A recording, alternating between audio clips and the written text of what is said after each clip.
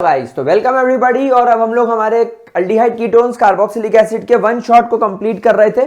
और पिछला जो मैंने वीडियो अपलोड किया था लगभग कुछ 3 घंटे के ऊपर का था और उसके अंदर हमने डिटेल्ड में अल्डिहाइड एंड कीटोन्स पूरा डिटेल में कर लिया था। अब बस कार्बोक्सिलिक एसिड वाला पार्ट बचा हुआ है, तो आज हम लोग कार्बोक्सिलिक एसिड वाला पार्ट यहां पर शुरू करते हैं। तो गाइस कार्बोक्सिलिक एसिड क्या होता है? कार्बोक्सिलिक एसिड के अंदर एक R होता है। नाउ आप सब जानते हैं that this R can be your alkyl group, यानी कि एक लंबी एलिफेटिक चेन, और it can be your ring compound which can be your aryl group. ये R कनेक्टेड होता है C डबल बॉन्ड O यानी आपका कार्बोक्सिल ग्रुप, और कार्बोक्सिल ग्रुप से अटैच होता है एक हाइड्रोक्सी ग्रुप, है ना। तो इसको बोलते हैं COOH group which give rise to your carboxylic acid part. कोई दिक्कत मेरे प्यारे बच्चों? अच्छा, एक बात और सब लोग ध्यान रखेंगे, अगर कार्बन 12 आ जाए, मतलब एक कार्बन तो आपका फंक्शनल ग्रुप वाला हो गया, इसके बाद आपका ये जो अल्काइल ग्रुप है ये 11 कार्बन वाला, जैसे CH3 CH2 CH2 CH2 CH2 CH2 CH2 CH2 CH2 CH2 CH2, ये इतना बड़ा अगर कंपाउंड आ जाए तो अप टू कार्बन 18, तो गाइस ये कंपाउंड बन जाते हैं आपके फैटी एसिड्स। आप लोगों ने नाम सुना होगा फैटी एसिड्स, ये फैटी एसिड्स बन जाते हैं। इनफैक्ट आप लोग देखते हो ना, वो जो मार्केट में सोप आते हैं, ग्लिसरीन आते हैं, वैसलीन आते हैं, ग्लिसरॉल आते हैं, they all are type of fatty acids जो एक्चुअली आपके कार्बोक्सिलिक ग्रुप को बिलोंग करते हैं। They all are fatty acids and they all are having a waxy consistency.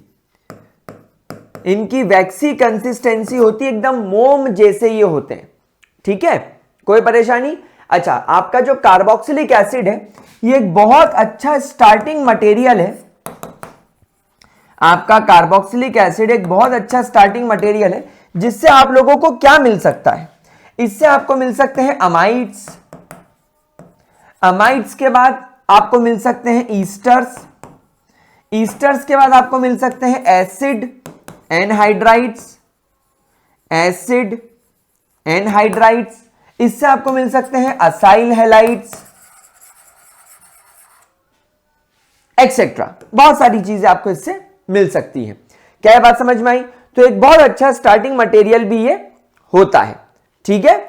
चलिए अब हम लोग इंट्रोडक्शन तो हम लोगों ने देख लिया, it's not a big deal. Introduction को निपटा लेने के बाद अब हम लोग यहां पर चलते हैं हमारे नोमेनक्लेचर की तरफ। Nomenclature and structure of carboxyl group, जिसमें सबसे पहले हम लोग स्टार्ट करेंगे नोमेनक्लेचर के बारे में। देखो गाइस, कार्बोक्सिलिक एसिड का अगर मैं यहां पर कॉमन नोमेनक्लेचर देखूं, अगर हम इसके कॉमन नोमेनक्लेचर को देखें, तो भले ही आप किसी भी कार्बोक्सिलिक एसिड को देखो, एक बात हमेशा ध्यान रखना, ये बहुत पुराने टाइम से इंसानों को नोन है। कार्बोक्सिलिक एसिड ऑर्गेनिक केमिस्ट्री का एक ऐसा क्लास ऑफ कंपाउंड है जिसकी इंफॉर्मेशन लोगों को बहुत पुराने टाइम से थी। इसीलिए कार्बोक्सिलिक एसिड के जितने भी कॉमन नेम्स हैं वो या तो आप लोगों को लैटिन लैंग्वेज में मिलेंगे या तो वो आप लोगों को ग्रीक लैंग्वेज में मिलेंगे। क्या ये बात समझ में आई? अब क्या किया जाता है, इन कॉमन लैंग्वेजेस में मिलने वाले नामों के सफिक्स में क्या लगा दिया जाता है, इनके लैटिन या ग्रीक वर्ड को इंग्लिश में पहले ट्रांसलेट करके उसके पीछे सफिक्स IC एसिड लगा दिया जाता है और बन जाता है आपका common nomenclature of carboxylic groups. जैसे मैं एक एग्जांपल छोटा सा आपको यहां पर बताऊं, आप लोगों ने सुना होगा लाल चींटियों के बारे में, रेड एंड्स। ये लाल चींटियां जो होती है जब हमें काटती है तो हमें दर्द होता है। वो दर्द क्यों होता है? क्योंकि लाल चींटियों के अंदर एक एसिड मौजूद होता है जिसका फॉर्मूला कुछ आपको ऐसा दिखाई दे रहा है, HCHO2, HCHO2, इसको कॉमनली ऐसे बोला जाता है, या HCOOH। तो लैटिन लैंग्वेज में रेड एंड को बोला जाता है फॉर्मिका। फॉर्मिका का मतलब ही होता है रेड एंड। वैसे फॉर्मिका इंग्लिश वर्ड है, इसका लैटिन वर्ड जो है वो है formicus. Formicus, formicus is the Latin language name. क्या बात समझ में आ गई आप लोगों को? कोई परेशानी, कोई दिक्कत? पक्की बात, 100% चीज क्लियर हो रही है। तो फॉर्मिका वर्ड आया फॉर्मिकस से, फॉर्मिकस को हमने इंग्लिश में कन्वर्ट किया फॉर्मिका विच मींस रेड एंट। तो इसीलिए क्या कर दिया गया, वैसे फॉर्मिका और फॉर्मिकस एक ही चीज है, दोनों ही लैटिन लैंग्वेज के वर्ड है। तो आप एक काम करो, सिंपल फॉर्मिका याद कर लो। Formica is the Latin word of red ant, लाल चींटियों का लैटिन वर्ड क्या, फॉर्मिका। तो फॉर्मिका में पाया जाने वाला एसिड, इसलिए उसका नाम लगा दिया हमने फॉर्मिक, आईसी, और जोड़ दिया एसिड। आपने सुना होगा एक और एसिड के बारे में, यह एसिड बेसिकली पाया जाता है विनेगर्स के अंदर। तो आपको मालूम है विनेगर को लैटिन लैंग्वेज में क्या बोलते हैं? लैटिन लैंग्वेज में विनेगर को यानी सिरके को बोला जाता है एसिटम, और एसिटम को जब आपने इंग्लिश में ट्रांसलेट किया तो ये हो गया विनेगर। सिरका जो हम लोग चाइनीज फूड में, अचार में प्रिजर्वेटिव के तौर पे यूज करते हैं। तो ऐसा एसिड जो विनेगर में पाया जाए उसका लैटिन वर्ड क्या है, एसिटम। तो एसिटम के आगे से हमने निकाल लिया एसेट, ACET निकाल लिया और UM हटा के IC एसिड लगा दिया, तो ये बन गया तुम्हारा एसिटिक एसिड। एक एग्जांपल और होता है CH3, CH2, CH2, COOH। आप लोगों ने एक वर्ड सुना होगा रैंसिड बटर, यानी ऐसा बटर जो बिल्कुल सड़ गया हो, जिसमें से सड़े हुए बटर की बहुत गंदी बदबू आ रही हो। तो रैंसिड बटर जो है इसका लैटिन लैंग्वेज में अगर मैं नाम देखूं, अगर मैं रैंसिड का लैटिन नेम देखूं तो इसका लैटिन नेम आता है ब्यूटायरम। In Latin language rancid butter को ब्यूटायरम बोला जाता था। तो ब्यूटायरम के पीछे से रम हटा दिया, क्योंकि रम पीना गलत बात होती है, तो ये हो जाएगा ब्यूटायरिक एसिड। यानी हमने आखिरी के दो वर्ड UM हटा दिए और लगा दिया IC एसिड, तो ये बन गया ब्यूटायरिक एसिड। इस प्रकार आप लोगों को कॉमन नॉमेनक्लेचर किए गए। तो क्या हमारे लिए कोई स्पेसिफिक सेट ऑफ रूल है? नहीं, there is no specific set of rule. तो चलिए हम लोग एक बार इस टेबल को इवैल्यूएट कर लेते हैं, एक बार इस टेबल को ध्यान से देख लेते हैं और कॉमन नेम और IUPAC नेम की बात करते हैं। अच्छा, IUPAC के रूल्स हम सब जानते हैं। तो यहां पर देखिए इस कंपाउंड का कॉमन नेम फॉर्मिक एसिड, लेकिन जब मैं इसका IUPAC नॉमेनक्लेचर करूंगा तो मैं जानता हूं कि कार्बोक्सिल ग्रुप का जो कार्बन होता है, यानी फंक्शनल ग्रुप का जो कार्बन होता है, वो लंबी चेन में इंक्लूड किया जाता है। अब यहां पर केवल एक ही कार्बन है आपकी चेन में, जो कि COOH का है, तो एक कार्बन के लिए वर्ड यूज करेंगे मिथ। और कार्बोक्सिलिक एसिड्स के लिए जो सफिक्स यूज किया जाता है इन IUPAC नॉमेनक्लेचर, वो होता है ओइक एसिड। तो इस कंपाउंड का नाम हो जाएगा मिथेनोइक एसिड। सिमिलरली इस कंपाउंड को कॉमनली बोला जाता है एसिटिक एसिड, लेकिन दो कार्बन होने की वजह से इसका नाम हो जाएगा, दो कार्बन का वर्ड होता है इथ। यहां पर दोनों कार्बन के बीच में सिंगल बॉन्ड है, यानी एन, अल्केन फैमिली को बिलोंग कर रहे हैं, प्राइमर फंक्शनल ग्रुप इसका अल्केन है, तो इथेनोइक एसिड। तीन कार्बन वाले कंपाउंड को प्रोपायोनिक एसिड बोलते हैं, इसीलिए आपने अभी पिछले वीडियो में देखा होगा प्रोपायोअल्डिहाइड, प्रोपायोकीटोन, प्रोपायो वर्ड यहां यूज कर रहे थे ना, वो तीन कार्बन के लिए यूज कर रहे थे। तीन कार्बन है, नंबरिंग यहां से शुरू होगी, फंक्शनल ग्रुप जहां से पास पड़ेगा, तो इस कंपाउंड का नाम हो जाएगा प्रोपेनोइक एसिड, क्योंकि propane is use for 3 carbon. वहां पर 4 कार्बन है, ब्यूटारिक एसिड सड़ा हुआ बटर, 1 2 3 4, 4 कार्बन की चेन है, इसलिए ब्यूटेन 1 ओइक एसिड होना चाहिए टेक्निकली। अब यहां वाले के अंदर इसको बोला जाएगा आइसोब्यूटारिक एसिड। क्यों? क्योंकि यहां पर C है, H है, COOH है, यहां पर एक CH3 अटैच्ड है, यहां पर एक CH3 अटैच्ड है। टेक्निकली 3 कार्बन की लंबी चेन ये हो गई। ये कार्बन आइसो कार्बन दिख रहा है मुझे, क्योंकि सेकेंड लास्ट कार्बन है, 2 मिथाइल ग्रुप है, 1 2 3 4 कार्बन है, इसलिए आइसोब्यूटारिक एसिड नॉर्मली बोलेंगे। और 3 कार्बन की चेन है, पहला कार्बन कार्बन फंक्शनल ग्रुप वाला, दूसरा ये, तीसरा ये, दूसरे कार्बन पर methyl group, 2 methyl propanoic acid. यहां पर आप देखो 2 फंक्शनल ग्रुप आपस में कनेक्टेड है, COOH, COOH, commonly it is called as oxalic acid. लेकिन जब IUPAC नॉमेनक्लेचर करेंगे तो ये पहला कार्बन, ये दूसरा कार्बन, या ये पहला कार्बन, ये दूसरा कार्बन, कुछ भी कर लो। 2 कार्बन के लिए वर्ड यूज करते हैं इथेन, क्योंकि दोनों में सिंगल बॉन्ड है, इसलिए AN भी दिख रहा है। अब यहां पर 2 फंक्शनल ग्रुप है, इसलिए डाई, कौन सा फंक्शनल ग्रुप है? ओइक एसिड, इसलिए इथेन डाई ओइक एसिड। अब यहां वाले केस में इस कंपाउंड को कॉमनली बोला जाता है मिलेनोइक एसिड या मेलोनिक एसिड, सॉरी।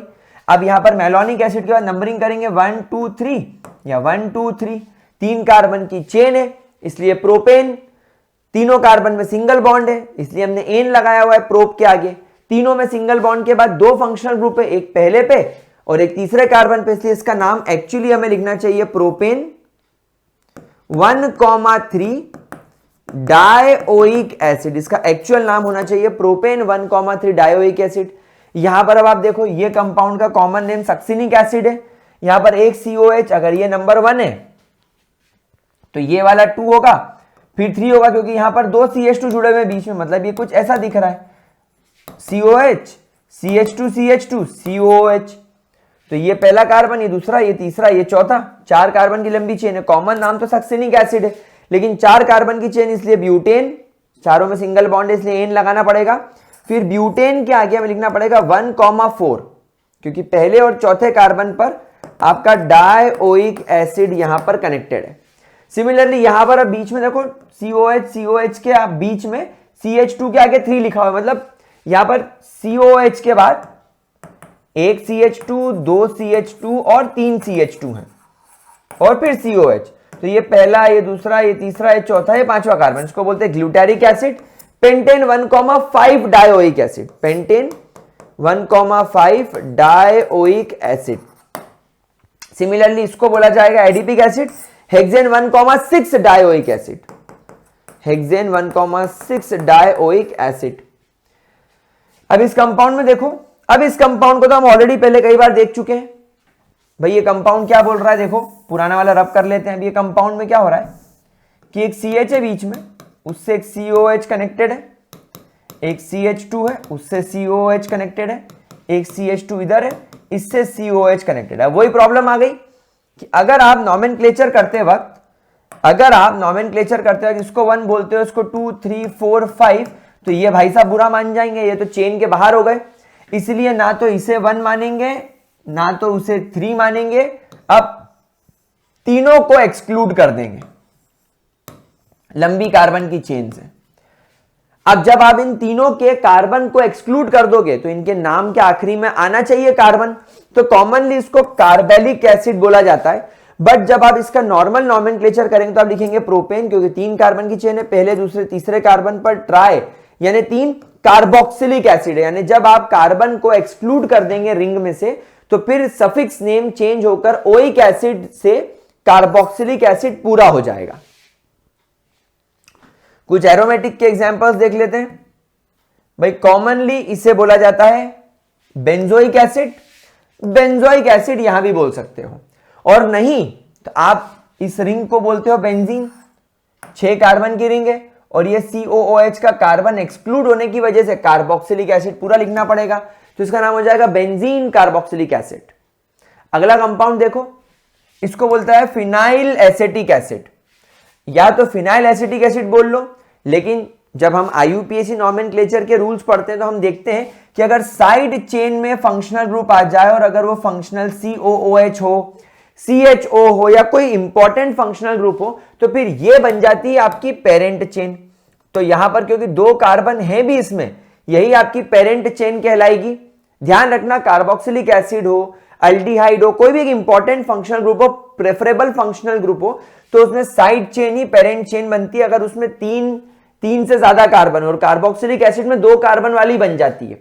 तो अब टेक्निकली दूसरे नंबर वाले कार्बन पर सब्स्टिट्यूएंट है, तो इसको बोलते हैं 2 फिनाइल इथेनोइक एसिड। इसको बोलते हैं बेंजीन के ऊपर 2 है यानी कि थैलिक एसिड। अब थैलिक एसिड वाले केस में ये भी फंक्शनल ग्रुप, ये भी फंक्शनल ग्रुप, किसको प्रायोरिटी दें? किसी को भी दे दो, इसको 1 बोल के इसको 2 कर दो, या ऊपर वाले को 1 बोल के 2 कर दो। नाम लिखना पड़ेगा तुमको बेंजीन, फिर लिखोगे 1,2 डाइकार्बोक्सिलिक एसिड। तो नॉमेनक्लेचर आर वेरी इजी। ठीक है, चलिए आगे बढ़ते हैं और अब बात करते हैं इसके स्ट्रक्चर की, स्ट्रक्चर ऑफ फंक्शनल ग्रुप की। गाइस यहां पर एक ही क्वेश्चन आता है that why C double bond O OH are less reactive than C double bond O group of aldehydes और कीटोन्स। आपके एल्डिहाइड या कीटोन्स के जो कार्बोक्सिल ग्रुप होता है उसका रिएक्टिविटी ज्यादा क्यों होता है आपके कार्बोक्सिलिक एसिड के COOH ग्रुप के मुकाबले। ठीक है, तो सबसे पहले हम इस फंक्शनल ग्रुप को स्टडी कर लेते हैं। यहां पर आप देखिए ध्यान से, आपका यहां पर कार्बन है जो डबल बॉन्ड O से जुड़ा हुआ है और यहां पर एक O और यहां पर एक H है। अब टेक्निकली यहां पर आप सभी लोग जानते हो कि यहां पर जब आपके कार्बन के पास में एक डबल बॉन्ड आ जाता है तो यहां पर कार्बन का हाइब्रिडाइजेशन sp2 हो जाता है। कार्बन का हाइब्रिडाइजेशन sp2 होने के साथ साथ इसकी ज्योमेट्री हो जाती है ट्राइगोनल प्लेनर, इसकी ज्योमेट्री हो जाती है ट्राइगोनल प्लेनर और बॉन्ड एंगल हो जाता है 120 डिग्री। बॉन्ड एंगल हो जाता है 120 डिग्री। यहां पर आपका आ जाता है OH। ठीक है प्यारे बच्चों, तो ये आपका बॉन्ड एंगल आपको यहां पर क्लियरली दिखाई दे रहा है। Bond angle is clearly 120 degrees. ठीक है, अब यहां पर देखो क्या होगा, यहां पर रेजोनेंस होना स्टार्ट हो जाएगा। ऑक्सीजन बीइंग मोर इलेक्ट्रोनेगेटिव, ये कार्बन के और ऑक्सीजन के पाई बॉन्ड को ब्रेक कर लेगा। जैसे ये पाई बॉन्ड को ब्रेक करेगा ऑक्सीजन पर एक नेगेटिव चार्ज क्रिएट हो जाएगा, कार्बन पर एक पॉजिटिव चार्ज क्रिएट हो जाएगा। राइट, अब क्या होगा, ये चीज जब हम अल्डिहाइड या कीटोन्स में देखते थे तो अल्डिहाइड और कीटोन्स में यही तो होता था कि ऑक्सीजन इलेक्ट्रॉन पेयर अपनी ओर खींच लेता था और अब इसके बाद में 1 2 3 4 5 6 इलेक्ट्रॉन्स आ जाते थे, यहां पर प्लस चार्ज आ जाता था, ऐसा होता था। और अब ये रुक गया, अब ये सेंटर न्यूक्लियस वाला हो गया, पॉजिटिव वाला हो गया, मतलब इसकी तरफ इलेक्ट्रोफाइल दौड़ के आएंगे। इलेक्ट्रोफाइल मतलब अब टेक्निकली ये खुद इलेक्ट्रॉन लविंग नेचर का हो गया ना, तो ये इलेक्ट्रॉन लविंग नेचर का हो गया, तो ये इनफैक्ट नेगेटिव चार्ज की तरफ भागेगा और ये न्यूक्लियोफाइल बन जाएगा, ये न्यूक्लियस यानी पॉजिटिव चार्ज की तरफ भागेगा। इसमें डायपोल क्रिएट हो गया है, इसके अंदर पोलैरिटी क्रिएट हो गई है, तो ये बहुत रिएक्टिव हो गया।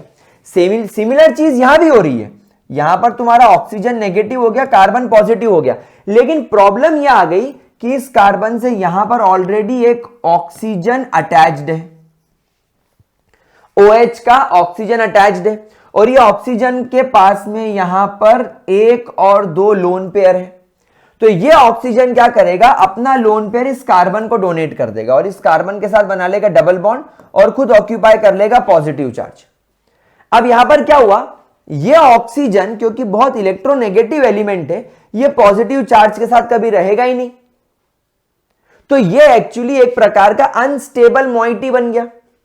यहां पर कार्बन पॉजिटिव रह सकता है, ऑक्सीजन नेगेटिव रह सकता है, तो ये कुछ देर तक रिएक्शन मीडियम में रहेंगे ताकि वो फर्दर रिएक्शन कर सके। लेकिन यहां पर केस गड़बड़ हो गया, ये ऑक्सीजन तो नेगेटिव हो गया बट ये ऑक्सीजन पॉजिटिव हो गया। समझ में आ रही बात आप लोगों को? तो यहां पर थोड़ी गड़बड़ हो सकती है। यहां पर इसी वजह से बिकॉज ऑफ रेजोनेंस यहां पर कार्बन ऑक्सीजन का बॉन्ड मैटर करता है, ऑक्सीजन पर चार्ज मैटर नहीं कर रहा है। हमारे को जो रिएक्टिविटी देखनी है, अभी हम लोगों ने एल्डिहाइड कीटोन्स में क्या देखा कि जब इस कार्बन पर कोई इलेक्ट्रॉन रिच स्पीशीज आएगी और यहां पर जब कोई पॉजिटिव चार्ज स्पीशीज आएगी तो वो इस पर अटैक करेगी, नेगेटिव चार्ज स्पीशीज इस पर अटैक करेगी और इनके बीच का बॉन्ड क्लीव हो जाएगा और ये कंपाउंड बना लेंगे। लेकिन यहां पर क्या होगा, यहां पर ये केस यहां पर डेवलप हो रहा है, ऑक्सीजन नेगेटिव कार्बन पॉजिटिव, लेकिन क्या हुआ कुछ ही सेकेंड्स बाद ये कार्बन का पॉजिटिव चार्ज हट गया, मतलब ये बॉन्ड अब वापस से अपनी पोलैरिटी लूज कर चुका है। मतलब ये बॉन्ड यहां पर जितना हाईली पोलर था, जितना ज्यादा पोलर था, अब वो उतना ज्यादा पोलर यहां पर नहीं रहा। समझ में आई बात आप लोगों को प्यारे बच्चों? समझ में आई मेरे प्यारे बच्चों को ये बात? इस वजह से यहां पर आप देख पाएंगे कि आपका कार्बोक्सिल ग्रुप इतना ज्यादा रिएक्टिव नहीं होगा। ठीक है, चलिए आगे बढ़ते हैं और अब हम लोग एक एक करके मेथड ऑफ प्रिपरेशन की बात करना शुरू करते हैं कार्बोक्सिलिक एसिड के। चलिए, पहला मेथड ऑफ प्रिपरेशन गाइस अगर हम देखें तो वो प्राइमरी अल्कोहल एंड एल्डिहाइड से, ये तो हम सबको रट ही गया होगा भाई। अगर आप यहां पर एक प्राइमरी अल्कोहल लेंगे और प्राइमरी अल्कोहल का ट्रीटमेंट अगर आप किसी भी स्ट्रॉन्ग ऑक्सीडाइजिंग एजेंट के साथ करेंगे, जैसे अल्कलाइन KMnO4, जैसे आप यहां पर एसिडिफाइड K2Cr2O7 ले सकते हैं, यहां पर आप अल्कलाइन KMnO4 ले चुके हैं, यहां पर आप एक और चीज यूज कर सकते हैं जिसको बोलते हैं जोन्स रिएजेंट। क्या आप लोग जानते हैं जोन्स रिएजेंट का मतलब क्या होता है? Jones reagent is chromium trioxide plus sulphuric acid, ये बनता है आपका जोन्स रिएजेंट। देखो यहां पर लिया हुआ है इन्होंने जोन्स रिएजेंट, देखा यहां पर इन्होंने जोन्स रिएजेंट लिया हुआ है। तो ये किसी भी को यूज करोगे तो आपका primary alcohol in the presence of strong oxidising agent वो डायरेक्टली कार्बोक्सिलिक एसिड में कन्वर्ट हो जाएगा। फॉर एग्जाम्पल तुम्हारे पास में डेकेन 1 ऑल है, तुम्हारे पास में यहां पर डेकेन 1 ऑल है, डेकेन 1 ऑल सीधे डेकेनोइक एसिड में कन्वर्ट हो जाएगा, कार्बन का नंबर ना बढ़ेगा ना घटेगा, डायरेक्ट कन्वर्जन होगा। ठीक है, अगली रिएक्शन बड़ी इंटरेस्टिंग है। अगर आपके पास में कोई एरोमेटिक हाइड्रोकार्बन होता है, अगर आपके पास में कोई सिंपल सा एरोमेटिक हाइड्रोकार्बन होता है, तो जैसे आप यहां पर ले लीजिए टॉल्वीन, यहां पर आप ले लीजिए यहां पर आप ले लीजिए 1 फिनाइल प्रोपेन, 1 फिनाइल प्रोपेन, ये लंबी कार्बन की चेन को मैं पेरेंट मानूंगा, इसको सब्स्टिट्यूएंट मानूंगा। रूल्स आर रूल्स, फॉलो नहीं करे थे फूल्स, फूल्स गो बैक टू स्कूल्स। ठीक है, अब यहां पर आपने क्या किया, एक स्ट्रॉन्ग ऑक्सीडाइजिंग एजेंट को एक्वस मीडियम में लिया और हीट करा।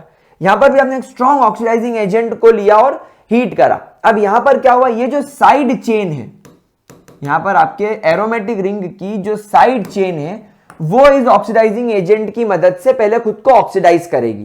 तो आप देखो यहां से CH3 हट जाएगा और यहां पर लग जाएगा COOK। समझ में आ रही बात? अब आप देखो ऑक्सीडेशन का मतलब ही क्या होता है, ऑक्सीडेशन का मतलब क्या होता है, removal of hydrogen, hydrogen remove हो गए और ऑक्सीजन आकर ऐड हो गया। तो इस कार्बन से आप देखो दोनों हाइड्रोजन चले गए और एक नया ऑक्सीजन आकर यहां बैठ गया। और ये जो तुम्हारा KOH है, ये KOH टूटेगा और इसका जो OH है वो OH जाकर अटैच, सॉरी उल्टा लिख दिया मैंने, आई एम सॉरी, इसका H बाहर निकल जाएगा, KOH का H बाहर निकल जाएगा और ये जो OK है ये OK जाकर यहां पर अटैच हो जाएगा। तो ये बन जाएगा तुम्हारा COOK। अब ये एक सॉल्ट है और सॉल्ट हमेशा एसिड की प्रेजेंस में जल्दी टूट जाता है। एसिड में से जो H+ निकलेगा वो जाकर इस K को रिप्लेस कर देगा और यहां पर बन जाएगा आपका बेंजोइक एसिड। मजा तब आता है जब हम इस 1 फिनाइल प्रोपेन को देखते हैं। लोग क्या करते हैं, लोग बोलते हैं अच्छा ठीक है हमको ऑक्सीडेशन करना है तो हम ये वाले कार्बन के 2 हाइड्रोजन निकाल देते हैं, CH2 को रहने देते हैं, इसके 2-3 हाइड्रोजन निकाल दिए, तीनों के तीनों ऑक्सीडेशन हो गया और एक ऑक्सीजन जोड़ दिया, फिर ये KOH को तोड़ा और फिर ये OK को जोड़ दिया तो ये बन गया COOK। फिर एसिडिक वाटर डाला तो ये बन गया बेंजीन की रिंग, ये बन गया CH2 COH, 1 phenyl propanoic acid. बल्कि ये गलत है, यहां पर ध्यान रखना जब कभी भी साइड चेन ऑक्सीडेशन होगा, जब कभी भी साइड चेन ऑक्सीडेशन होगा तो वो उसी कार्बन का होगा जो आपके एरोमेटिक रिंग से डायरेक्टली कनेक्टेड है। Oxidation should be of that carbon which is attached to the aromatic ring, which is attached to the aromatic ring, जो एरोमेटिक रिंग से कनेक्टेड हो। तो अल्टीमेटली यहां भी आपको बेंजोइक एसिड ही मिलेगा, यहां पर कितनी लंबी चेन तुम लगा दो कोई फर्क नहीं पड़ने वाला। अगली रिएक्शन की तरफ चलते हैं, फ्रॉम नाइट्राइल्स एंड अमाइड्स। देखिए अब अगर हम यहां पर बात करें नाइट्राइल्स की, RCN, R मतलब अल्काइल ग्रुप, एरोमेटिक रिंग भी हो सकती है, अल्काइल ग्रुप भी हो सकता है। CN, यहां पर क्या होगा, ये ऑक्सीजन जाएगा कार्बन पे अटैच करेगा और ये 2 हाइड्रोजन है वाटर के, ये नाइट्रोजन पे अटैक करेंगे। ध्यान रखना यहां पर मीडियम आपको एसिडिक रखना पड़ेगा, ठीक है, कोई परेशानी। कई बार यहां पर एसिड की जगह लोग बेसिक कैटलिस्ट भी रख देते हैं, हमें कोई फर्क नहीं पड़ता, हमको एसिडिक कैटलिस्ट मिले, हमको बेसिक कैटलिस्ट मिले यानी अल्कलाइन, हमें फोकस रखना है वाटर पे। वाटर के 2 हाइड्रोजन नाइट्रोजन पे चिपकाने हैं और ऑक्सीजन को चिपकाना है हमको कार्बन पे, तो ये बन जाएगा RC डबल बॉन्ड ONH2। बस फिर आपको क्या करना है, आपको इसको हीट करना है। हीट करने की वजह से यहां पर क्या होगा, सिंपल सा यहां पर फंडा होगा कि जो तुम्हारा वाटर है HOH वो टूटेगा, वाटर का H NH2 से कंबाइन करके इसको NH3 बना के बाहर भगा देगा, और वाटर का जो OH है वो इस कार्बन पे अटैक करके इसको RCO तो पहले से था NH2 की जगह OH जोड़ के कार्बोक्सिलिक एसिड में कन्वर्ट कर देगा। ये तुम्हारा नाइट्राइल्स वाला हो गया। अब अगर मैं अमाइड वाली बात करूं तो अमाइड क्या है, CH3C डबल बॉन्ड ONH2। यानी आपने क्या किया, आपने यहां पर देखो सीधा सा एक केस देखा कि आप एक नाइट्राइल को अमाइड में कैसे कन्वर्ट कर सकते हो। भाई ये क्या है, ये अमाइड ही तो था। मतलब अगर आपको नाइट्राइल को अमाइड में करना रहे कन्वर्ट, तो आप नाइट्राइल लो, उसमें पानी डालो, एसिडिक और बेसिक मीडियम दोनों में से कुछ भी रखो, वाटर के हाइड्रोजन नाइट्रोजन में और ऑक्सीजन कार्बन में जोड़ दोगे तो अमाइड बन जाएगा। और अमाइड को पानी डाल के हीट करा तो वो कार्बोक्सिलिक एसिड बन जाएगा। तो अगर तुमने नाइट्राइल से कार्बोक्सिलिक एसिड बनाना सीख लिया तो अमाइड तो वैसे भी बीच में बन रहा था, तो अगर तुमको डायरेक्टली अमाइड दे दिया जाए तो कुछ भी नहीं करना है, बस वाटर डालना है,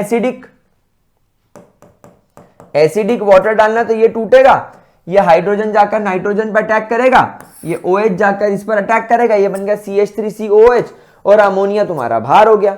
वहीं अगर तुम्हारे पास में एरोमेटिक अमाइड आ जाए, बेंजामाइड, तो भी सेम रिएक्शन करनी है, एसिडिक वाटर, H इस पर अटैक करेगा, OH इस पर अटैक करेगा, ये देखो अमोनिया बाहर और ये बन गया बेंजोइक एसिड। बिल्कुल इजी रिएक्शन है, एकदम हलवा। चलो आगे बढ़ते हैं। अगली reaction is from your Grignard reagent. अब गाइस देखो, ग्रिग्नार्ड रिएजेंट के साथ में यहां पर जो रिएक्शन कर रहे हैं, इसमें बड़ा इंटरेस्टिंग फैक्टर है। ऐसा क्यों हो रहा है? Why we are using carbon dioxide? Carbon dioxide का इस्तेमाल क्यों किया जा रहा है मेरे प्यारे बच्चों? क्योंकि कार्बन डाइऑक्साइड भी एक प्रकार का वीक इलेक्ट्रोफाइल और न्यूक्लियोफाइल दोनों की तरह एक्ट कर पा रहा है। भाई यहां पर पार्शियल पॉजिटिव चार्ज है, यहां पार्शियल नेगेटिव चार्ज है, यहां पर भी पार्शियल नेगेटिव है, पार्शियल पॉजिटिव है, पॉजिटिव और नेगेटिव दोनों है। तो यहां पर एक बढ़िया रिएक्शन होगी इन प्रेजेंस ऑफ ड्राई ईथर। तो यहां पर देखो किस तरीके से रिएक्शन एक्ट करेगी, समझना। ये R अभी पार्शियल नेगेटिव है और ये पार्शियल पॉजिटिव, तो ये R इस पर अटैक करेगा, ये ऑक्सीजन इस पर अटैक करेगा, तो ये R उसका इस कार्बन से कनेक्ट हो गया, ये कार्बन जो एक डबल बॉन्ड ऑक्सीजन से कनेक्टेड है, ये आपको यहां पर दिख रहा है, और ये ऑक्सीजन MgX के साथ कनेक्ट हो गया। ठीक है, समझ गए? इतना पूरा पोर्शन समझ में आया आपको क्या हुआ? तो हम यहां पर लिखेंगे ऑक्सीजन ने मैग्नीशियम पर अटैक किया, कार्बन पर आपके R ने अटैक किया, तो ये बन गया। अब आपने इसको वाटर के प्रेजेंस में डाला, जैसे ही वाटर डाला तो वाटर में से क्या निकला, OHH, ये OH इससे कनेक्ट होकर बना दिया MgOH, और ये H ने इस ऑक्सीजन पर कनेक्ट करा और बना लिया RCOOH। सिंपल सोबर रिएक्शन, बिना किसी टेंशन के होने वाली रिएक्शन। अगली केमिकल रिएक्शन की तरफ बढ़ चलते हैं। From acyl halides and acid anhydrides. देखो RCOCl आपका असाइल हैलाइड है। यहां पर आप इसके साथ दो केस कर सकते हो, या तो आप सिंपल पानी डाल दो, पानी क्या करेगा, पानी का H और OH टूटेगा, यहां से क्लोरीन H को लेकर HCl बन के बाहर, बाकी बचा OH कार्बन पे अटैक करेगा, बन जाएगा RCOH। As simple as that. तुमको ज्यादा कीड़ा काट रहा हो तो यहां पर आप NaOH ले लो, बेसिक मीडियम। तो यहां पर क्या होगा, यहां पर तुम्हारा जो NaOH का H है, ये H हाइड्रोजन को लेकर HCl बन के बाहर हो जाएगा, और ये ONA तुम्हारे कार्बन पर अटैक करके बना लेगा RCOONA। फिर आप इसका ट्रीटमेंट एसिडिक वाटर के साथ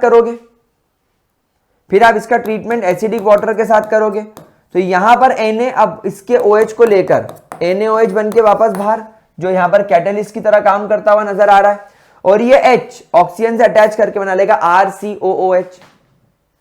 अब अगर मान लीजिए आपके पास में यहां पर बेंजोइक एनहाइड्राइड आ जाए, यानी बेंजीन का रिंग आ जाए, ये कनेक्टेड है सी डबल बॉन्ड ओ से, बीच में ओ आ जाए, फिर ये कनेक्टेड है सी डबल बॉन्ड ओ से, और फिर आ जाए यहां पर आपका ये बेंजीन का रिंग, इसको बोलते हैं बेंजोइक एनहाइड्राइड।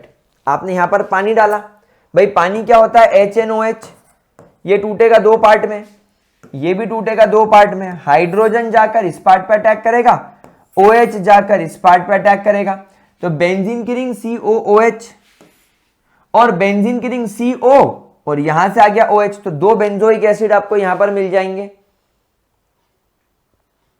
अगर आपके पास में दो अनइवन टाइप के कंपाउंड हैं, बेंजीन रिंग है, सी डबल बॉन्ड ओ से कनेक्टेड है ये, और यहां पर भी सी डबल बॉन्ड ओ है, और ये CH3 से कनेक्टेड है, तो यहां पर जब आप सिंपल यहां पर पानी डालेंगे, जब आप यहां पर सिंपल पानी डालेंगे H2O, तो ये पानी कैसे टूटेगा, ये पानी वैसे टूटेगा, H जाएगा इस पर अटैक करेगा लेड से, और OH जाएगा इस पर अटैक करेगा, तो एक तो तुमको बेंजीन रिंग मिलेगी, उससे C double bond OH connect हो गया, और एक तुम्हें CH3 C double bond O से H कनेक्ट हो गया, तो एक इथेनोइक एसिड मिल गया, एक बेंजोइक एसिड मिल गया, कुछ भी नहीं है, बहुत सिंपल रिएक्शन है, बहुत सिंपल रिएक्शन है। अगली रिएक्शन इज फ्रॉम ईस्टर्स। देखिए ईस्टर्स से क्या करना होता है, ईस्टर्स क्या है, बेंजीन रिंग, ईस्टर्स क्या है, आपकी बेंजीन की रिंग है, मतलब एक अल्काइल ग्रुप, उससे सी डबल बॉन्ड O जुड़ा हुआ है, फिर एक O आ जाएगा, और फिर तुम्हारा यहां पर CH2 CH3 हो जाएगा। अब यहां पर तुमने वाटर ले लिया एसिडिक, तो वही बात हो रही है, ये ऐसे टूटेगा, ये ऐसे टूटेगा, ये OH जाएगा इस पर अटैक करेगा, ये H जाएगा इस पर अटैक करेगा, तो ये बन गया तुम्हारा बेंजोइक एसिड COOH, और ये C2H5OH बन गया। अब यहां पर अगर तुमने इस ईस्टर के साथ में NaOH डाला, तो डेफिनेटली क्या होगा, ये ऐसे टूटेगा, NaOH ऐसे टूटेगा, NaOH का OH C2H5 के साथ कनेक्ट होकर C2H5OH बना लेगा, और ये Na तुम्हें ऑक्सीजन से कनेक्ट होकर CH3 CH2 CH2 COONA बना लेगा। जैसे आप यहां पर एसिडिक वाटर डालोगे, वाटर टूटेगा HOH में, NaOH को लेकर NaOH बन के बाहर निकल जाएगा, और ये वाला पूरा ग्रुप हाइड्रोजन को लेकर COH यानी ब्यूटेनोइक एसिड बना लेगा। ठीक है, इजी है, कोई परेशानी मेथड ऑफ प्रिपरेशन के अंदर किसी भी तरह की। चलो तो आगे बढ़ते हैं, और अब हम लोग कार्बोक्सिलिक एसिड की फिजिकल प्रॉपर्टीज के बारे में बात करना चालू करते हैं। देखो गाइस, अगर हम इसकी फिजिकल प्रॉपर्टीज की बात करें ना, तो अगर आपके कार्बोक्सिलिक एसिड में 9 कार्बन या 9 कार्बन से कम है, जैसे कि methanoic acid, ethanoic acid, propanoic acid, butanoic acid, hexanoic acid, pentanoic acid, heptanoic acid, octanoic acid और नोनेनोइक एसिड, ये 9 जो आपके एलिफेटिक कार्बोक्सिलिक एसिड्स होते हैं, ये सब रूम टेम्परेचर पर कलरलेस लिक्विड्स की तरह काम करते हैं। They all are colourless liquid at room temperature, और इनका एक अनप्लीजेंट सा ऑर्डर होता है। लेकिन जैसे जैसे number of carbon carboxylic acid में बढ़ने लगते हैं, ये वैक्सी सॉलिड यानी मोम जैसे सॉलिड हो जाते हैं और ऑर्डरलेस हो जाते हैं। देखो ऑर्डर किसी भी चीज की कब आएगी, जब उसके वेपर्स बनेंगे। अब क्योंकि नंबर ऑफ कार्बन बढ़ रहे हैं, आप सभी लोग जानते हैं नंबर ऑफ कार्बन के बढ़ने से क्या होता है, जब कार्बन की लेंथ बड़ी होती है, जब कार्बन की चेन की लेंथ जब बड़ी होती है, तो वेंडरवॉल फोर्सेस बढ़ने के चांस होते हैं। जब वेंडरवॉल फोर्सेस बढ़ते हैं, क्योंकि लंबी कार्बन की चेन सरफेस एरिया बढ़ाती है, सरफेस एरिया के बढ़ने से वेंडरवॉल फोर्सेस बढ़ते हैं, उससे दो मॉलिक्यूल्स कंपैरेटिवली पास आ जाते हैं। इसी वजह से देखो, जब कार्बन का नंबर कम रहेगा तो वो लिक्विड रहेंगे, लेकिन जब कार्बन का नंबर बढ़ जाएगा तो वो सॉलिड हो जाएंगे। तो इंटरमॉलिक्यूलर फोर्सेस बढ़ जाने की वजह से इनकी वॉलेटिलिटी भी लो हो जाती है, ये इजीली वेपोराइज हो ही नहीं सकते। और अब अगर ये इजीली वेपोराइज नहीं होंगे तो इनकी एरोमा या इनकी ऑर्डर कुछ भी नहीं आएगी। इनका वैसे तो बॉइलिंग पॉइंट हाई होता है, than aldehyde, ketones and alcohols. Carboxylic acid यहां पर बॉइलिंग पॉइंट के मामले में सभी कंपाउंड्स पर भारी हैं, कंपेरेबल मॉलिक्यूलर मास वाले, भले ही वो सिंपल हाइड्रोकार्बन हो, अल्कोहल हो, ईथर हो, अल्डिहाइड हो या कीटोन्स हो। इसके पीछे क्या रीजन है, इसके पीछे आप एक ये रीजन देखो, आप ये रीजन देखो, यहां पर एक अल्काइल एक कार्बोक्सिलिक एसिड है, यहां दूसरा कार्बोक्सिलिक एसिड है। देखो इस वाले कार्बोक्सिलिक एसिड का हाइड्रोजन इस वाले कार्बोक्सिलिक एसिड के ऑक्सीजन के साथ में हाइड्रोजन बॉन्डिंग कर रहा है। सिमिलरली ये वाले कार्बोक्सिलिक एसिड का हाइड्रोजन ये वाले कार्बोक्सिलिक एसिड के ऑक्सीजन के साथ हाइड्रोजन बॉन्डिंग कर रहा है। और आप देख रहे हो कि ये एक्चुअली वेपर फेज में सिचुएशन है, यानी जब आपका कार्बोक्सिलिक एसिड पूरी तरीके से वेपोराइज हो गया तो वेपर में भी दो मॉलिक्यूल चिपके हुए हैं। यानी सोचो, यूजुअली तो वेपर फॉर्म में क्या होता है कि हर मॉलिक्यूल अलग हो जाता है, सभी टूट टूट के अलग हो जाते हैं, लेकिन यहां ऐसा नहीं हो रहा है। मतलब सोच रहे हो कितनी इंटेंसिफाइड हाइड्रोजन बॉन्डिंग है कि वेपोराइज होने के बावजूद दो मॉलिक्यूल तो फिर भी चिपके हुए हाइड्रोजन बॉन्डिंग से। इसीलिए यह देखा जाता है कि आपका कार्बोक्सिलिक एसिड वेपर स्टेट में भी डाइमर बनाकर रहता है। क्या बनाकर रहता है? डाइमर बनाकर रहता है। What do mean by dimer? Dimer मतलब दो का जुड़ जाना, and all because of very strong hydrogen bonding. इतनी तो अल्कोहल्स में भी देखी नहीं गई है। फिर आगे बढ़ते हैं और बात करते हैं जो आपके एलिफेटिक कार्बोक्सिलिक एसिड होते हैं जिनमें 4 कार्बन तक होते हैं, यानी मीथेनॉल नहीं, methanoic acid, ethanoic acid, propanoic acid, butanoic acid, ये सब पानी के अंदर मिसिसिबल होते हैं। पानी के अंदर मिसिसिबिलिटी का कारण क्या है? हाइड्रोजन बॉन्डिंग का फॉर्मेशन हो जाना। देखिए ये वाटर का हाइड्रोजन, ये कार्बोक्सिलिक एसिड का ऑक्सीजन, ये वाटर का हाइड्रोजन, ये कार्बोक्सिलिक एसिड का ऑक्सीजन, ये वाटर का ऑक्सीजन और ये कार्बोक्सिलिक एसिड का हाइड्रोजन। आप देखो एक वक्त पे एक वाटर मॉलिक्यूल 1, 2 और 3 कार्बोक्सिलिक एसिड के साथ हाइड्रोजन बॉन्ड बनाकर जुड़ रहा है। तो जितनी ज्यादा हाइड्रोजन बॉन्डिंग आपका वाटर मॉलिक्यूल आपके कार्बोक्सिलिक एसिड के साथ करेगा उतनी उसके अंदर सॉल्युबिलिटी होगी। तो अप टू 4 कार्बन तो ये सॉल्युबल होता है, लेकिन जैसे जैसे नंबर ऑफ कार्बन बढ़ने लगते हैं सॉल्युबिलिटी डिक्रीज होने लगती है। कारण ये जो अल्काइल ग्रुप्स होते हैं आर, ये जो आपके अल्काइल ग्रुप्स होते हैं, ये अल्काइल ग्रुप्स हाइड्रोकार्बन से बने, भाई कार्बन और हाइड्रोजन से बने, और कार्बन हाइड्रोजन नॉन पोलर होने की वजह से वाटर हेटिंग नेचर के होते हैं, ये हाइड्रोफोबिक नेचर के होते हैं। तो जितना ज्यादा कार्बन का नंबर बढ़ेगा उतना इस कंपाउंड की हाइड्रोफोबिसिटी बढ़ेगी और उतना ये वाटर के अंदर सॉल्युबिलिटी डिक्रीज करता जाएगा। ठीक है, इनफैक्ट आप यहां पर देखो इस बेंजोइक एसिड को देखो, इस बेंजोइक एसिड को देखो, ये तो आपका सबसे सिंपलेस्ट कार्बोक्सिलिक एसिड है एरोमेटिक फॉर्म का। एरोमेटिक कार्बोक्सिलिक एसिड का सबसे सिंपलेस्ट फॉर्म है, ये भी वाटर इनसॉल्युबल है। क्यों?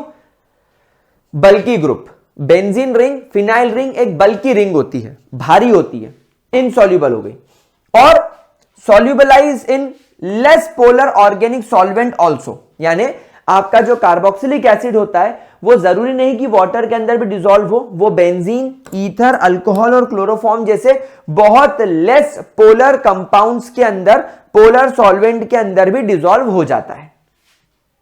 चलिए अब हम हमारी केमिकल रिएक्शंस की तरफ बढ़ते हैं, और सबसे पहली chemical reaction guys that we are going to observe here is reaction involving cleavage of OH bond. यानी आप लोगों ने यहां पर देखा कि आपका जो कार्बोक्सिलिक एसिड है RC double bond O OH, इसमें एक चांस तो क्या है, इसमें मेरे प्यारे बच्चों एक चांस क्या है? एक चांस तो यह है कि आपके कार्बन ऑक्सीजन का बॉन्ड टूट जाए, cleavage of carbon oxygen bond, और दूसरा क्या है? Cleavage of oxygen hydrogen bond. तो यहां पर हम लोग क्या कर रहे हैं? यहां पर हम ऑक्सीजन हाइड्रोजन बॉन्ड का क्लीवेज देख रहे हैं। ठीक है, तो सबसे पहली केमिकल प्रॉपर्टी किनकी होगी? सबसे पहली केमिकल प्रॉपर्टी होगी reaction because of cleavage of OH bond. इसमें सबसे पहली केमिकल रिएक्शन आ रही है, सबसे पहली केमिकल प्रॉपर्टी आ रही है इज द एसिडिटी। यहां पर ध्यान रखना, अनलाइक फिनॉल्स यानी फिनॉल्स भी ये शो करते हैं, but unlike phenols carboxylic acid shows reactivity, carboxylic acid shows reactivity with very weak acids also, weak bases also, reactivity with weak bases also। weak bases कैसे? जैसे तुम्हारे कार्बोनेट्स बहुत week bases होते हैं, और तुम्हारे हाइड्रोजन कार्बोनेट्स ये भी एकदम वीक बेसेस होते हैं। तो आपके वीक बेसेस के साथ भी ये रिएक्टिविटी शो करते हैं। ठीक है, अब आप देखो क्या होता है, आपने बचपन में भी पढ़ा होगा 10th में कि अगर आप एक एसिड का ट्रीटमेंट मेटल के साथ करते हो तो आपको एक तो सॉल्ट मिलता है और एक हाइड्रोजन गैस इवॉल्व होती है। जो यहां पर हो रहा है, क्या हो रहा है, ये OH का बॉन्ड टूट रहा है, ये दो हाइड्रोजन गैस बन के बाहर हो गए, ये दो सोडियम ने हाइड्रोजन की जगह ले ली और बन गया सोडियम कार्बोक्सिलेट। एसिड का ट्रीटमेंट बेस के साथ करोगे, OH मिलकर वाटर बना लेगा, सोडियम उससे अटैच हो जाएगा, सोडियम कार्बोक्सिलेट बन जाएगा। सोडियम हाइड्रोजन कार्बोनेट वाले केस में क्या होगा, एक हाइड्रोजन ये और एक ऑक्सीजन ये, वाटर बन के बाहर। यहां पर CO3 में से एक ऑक्सीजन तो जा चुका है वाटर बनाने के लिए, बाकी के दो ऑक्सीजन कार्बन डाइऑक्साइड बनाकर बाहर हो जाएंगे। अब यहां पर क्या बचा, अब यहां पर बचा RCOO और यहां पर बचा Na, ये बन गया आपका सॉल्ट। तो salt water plus carbon dioxide यहां पर आपको बनता हुआ नजर आएगा। इनफैक्ट जब आप आपके कार्बोक्सिलिक एसिड को वाटर के अंदर डालोगे, जब आप आपके कार्बोक्सिलिक एसिड को वाटर के अंदर डालोगे तो यहां पर क्या होगा मेरे प्यारे बच्चों, यहां पर आपका कार्बोक्सिलिक एसिड एक बड़ी इंटरेस्टिंग चीज शो करेगा, अपनी एसिडिटी शो करेगा, और एसिडिटी शो करते वक्त ये अपने प्रोटॉन को रिलीज कर देगा। क्योंकि यहां पर आपके वाटर के पास में ऑक्सीजन है और ऑक्सीजन के पास में लोन पेयर है, ये प्रोटॉन इस ऑक्सीजन से कनेक्ट होकर H3O पॉजिटिव बना लेगा और ये बन जाएगा आपका RCOO नेगेटिव। लेकिन आप देखो यहां पर आपका जो RCOO नेगेटिव है, ये यहां पर रेजोनेंस शो करने लग रहा है। आप यहां पर देखो, ये यहां पर रेजोनेंस शो करने लग रहा है। पहले वाले केस में क्या हो रहा है, ये वाले के पास में नेगेटिव चार्ज है, मतलब इसके पास में total 3 lone pair of electron है, और ये वाले ऑक्सीजन के पास में 2 लोन पेयर ऑफ इलेक्ट्रॉन है। तो ये ऑक्सीजन ने इस कार्बन से अपना पाई बॉन्ड तोड़ा, देखो, तो जैसे ही इसने इससे पाई बॉन्ड तोड़ा, ये वाले ऑक्सीजन ने अपना लोन पेयर इसको डोनेट कर दिया। तो रेजोनेटिंग स्ट्रक्चर नंबर 1 में ऑक्सीजन के पास में, नीचे वाले ऑक्सीजन के पास में नेगेटिव चार्ज है, ऊपर वाले के पास में डबल बॉन्ड है। लेकिन अब क्या हुआ, यहां पर ऊपर वाले के पास में नेगेटिव चार्ज आ गया, यानी एक लोन पेयर एक्स्ट्रा हो गया, और नीचे वाले के साथ में डबल बॉन्ड बन गया। फिर क्या होगा, फिर ये अपना लोन पेयर इस कार्बन को ट्रांसफर कर लेगा, तो ये अपना पाई बॉन्ड विड्रॉ कर लेगा, और structure number 1 and structure number 2 में खींचम तानी चलती रहेगी। तो जब आप एक प्रॉपर रेजोनेटिंग हाइब्रिड बनाएंगे, जब आप यहां पर नॉर्मल एक रेजोनेंस हाइब्रिड बनाएंगे, तो आपको ये जो डबल बॉन्ड है, ये दोनों कार्बन ऑक्सीजन के बीच में देखने को मिलेगा। यानी you will observe a partial double bond, यानी ना तो एक कार्बन ऑक्सीजन के बीच में प्रॉपरली डबल बॉन्ड है, ना तो प्रॉपरली सिंगल बॉन्ड है। You will observe a partial double bond between them. इसलिए आपको यहां पर dot dot dot dot dot sort of यहां पर चीज नजर आ रही है। क्या ये चीज क्लियर हो गई? क्या ये चीज मेरे प्यारे बच्चों आप लोगों को क्लियर हो गई? कोई परेशानी इसके अंदर? रेजोनेंस समझ में आया? चलिए आगे बढ़ते हैं और अब इस बारे में एक इंपॉर्टेंट बात सीखते हैं। देखो गाइस, आप लोगों ने इक्विलिब्रियम चैप्टर के अंदर पढ़ा होगा, RCOOH को जब आप लोग वाटर के साथ ट्रीट करते हो तो यहां पर ये बन जाता है RCOO negative plus H3O positive. अब अगर आप यहां पर देखो कि केमिकल रिएक्शन इक्विलिब्रियम में है, तो आप इसका अगर इक्विलिब्रियम कांस्टेंट बनाएंगे तो इसका इक्विलिब्रियम कांस्टेंट क्या बनेगा? आप लोगों ने इसका इक्विलिब्रियम कांस्टेंट बनाना तो क्लास 11th में ही सीख लिया होगा। क्या बनेगा मेरे प्यारे बच्चों इसका इक्विलिब्रियम कांस्टेंट? भाई रिएक्टेंट ऊपर, प्रोडक्ट नीचे, रिएक्टेंट का कॉन्सेंट्रेशन ऊपर, तो रिएक्टेंट का कॉन्सेंट्रेशन ऊपर लिखेंगे RCOO नेगेटिव और H3O पॉजिटिव, और नीचे आप लोग लिखेंगे RCOOH एंड वाटर। ये आपका इक्विलिब्रियम कांस्टेंट हो गया। लेकिन गाइस आप लोग सब जानते हो कि यहां पर वाटर बहुत ज्यादा एक्सेसिव कंडीशन में है, तो वाटर को जब हम इधर कांस्टेंट के साथ मल्टीप्लाई कर देंगे तो ये एक नया टाइप का कांस्टेंट बन जाएगा जिसे आप लिखेंगे Ka, which is also called as reaction का एसिडिक कांस्टेंट। ये कहलाता है आपका equilibrium constant, which is equal to KEQ multiply by H2O, which is equal to RCOO negative H3O positive divided by RCOOH। क्या ये बात समझ में आई? क्या ये बात मेरे प्यारे प्यारे बच्चा लोगों को समझ में आई? हाँ, that is Ka acidic constant, या इसका एक नाम आप और लिख सकते हो acidic dissociation, acidic dissociation constant, acidic dissociation constant. समझ में आ गया यहां तक सभी लोगों को? कोई दिक्कत मेरे प्यारे बच्चों, कोई परेशानी?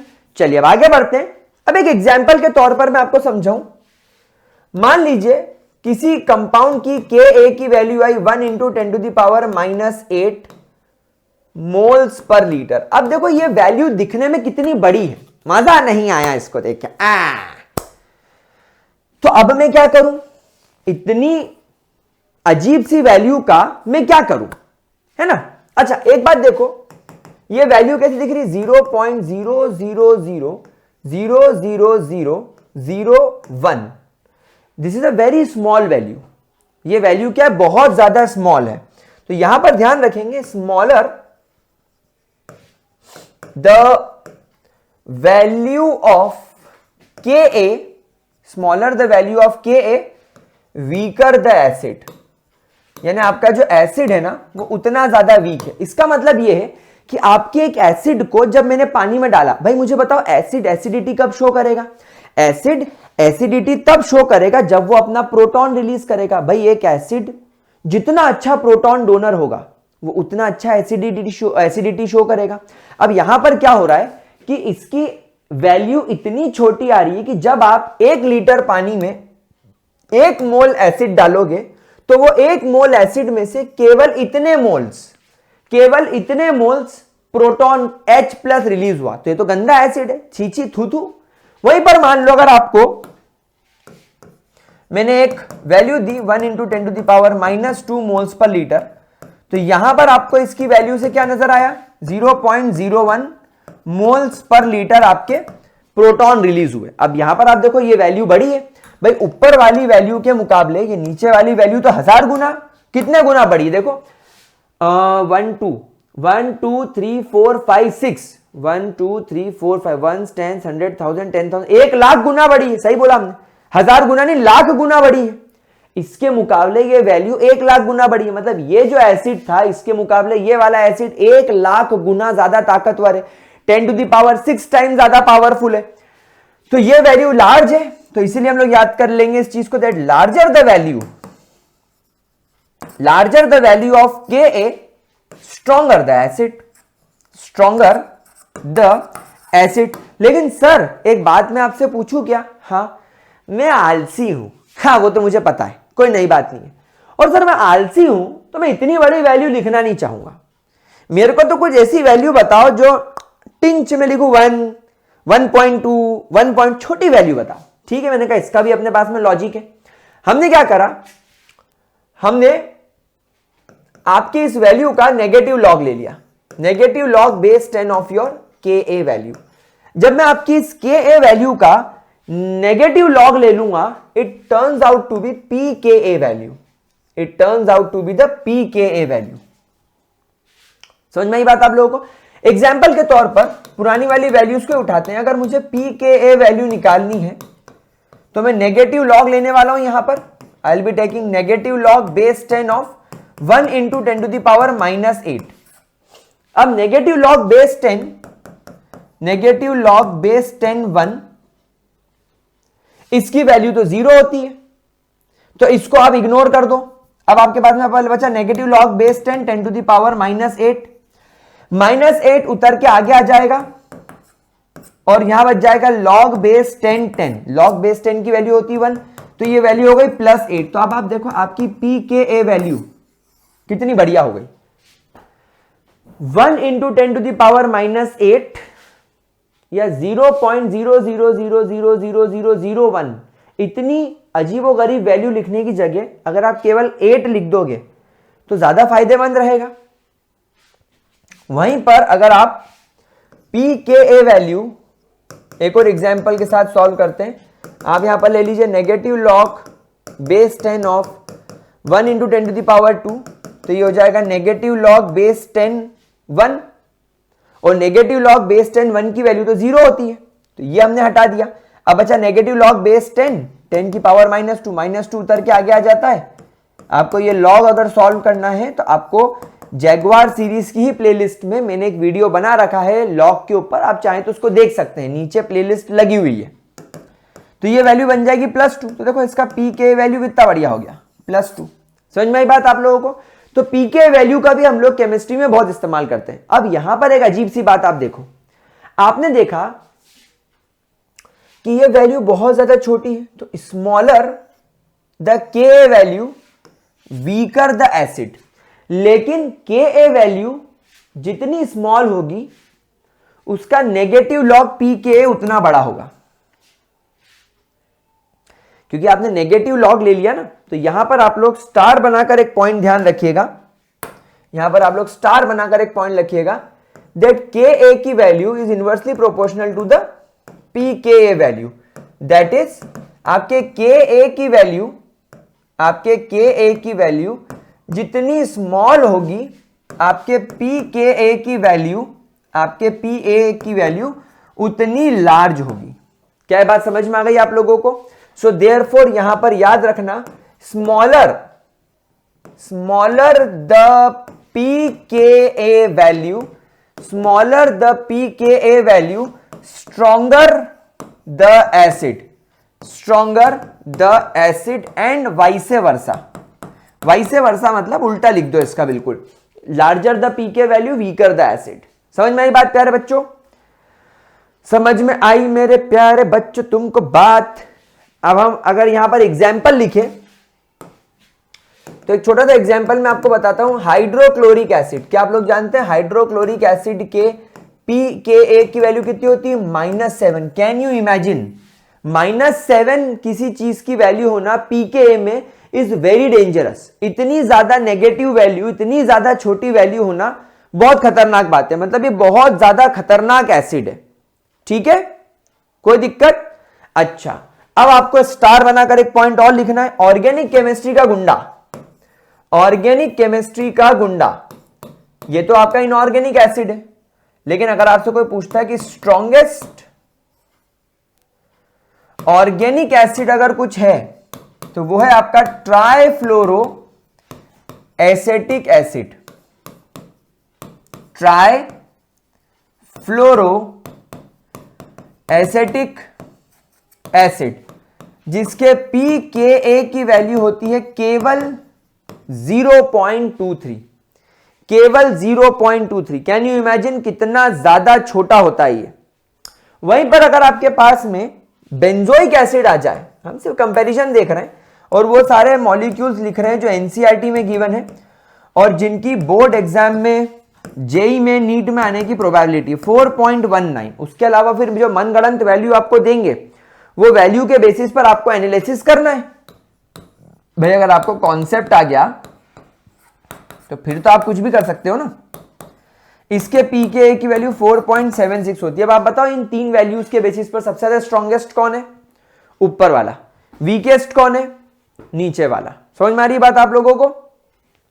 अच्छा, एक बात ध्यान रखना, आपके जितने भी स्ट्रॉन्गेस्ट एसिड हैं, आपके जितने भी स्ट्रॉन्गेस्ट एसिड हैं, उनके पी के ए की वैल्यू 1 से छोटी होती है। उनके पी के ए की वैल्यू 1 से छोटी होती है। ठीक है, अगर हम यहां पर मॉडरेट एसिड्स की बात करें, अगर हम लोग यहां पर मॉडरेट एसिड्स की बात करें तो उसकी पीके वैल्यू 1 से 5 के बीच में होती है। उसकी पीके वैल्यू 1 से 5 के बीच में होती है। ठीक है, वहीं पर अगर हम लोग वीक एसिड्स की बात करें तो वीक एसिड्स की वैल्यू 5 to 15 के बीच में होती है।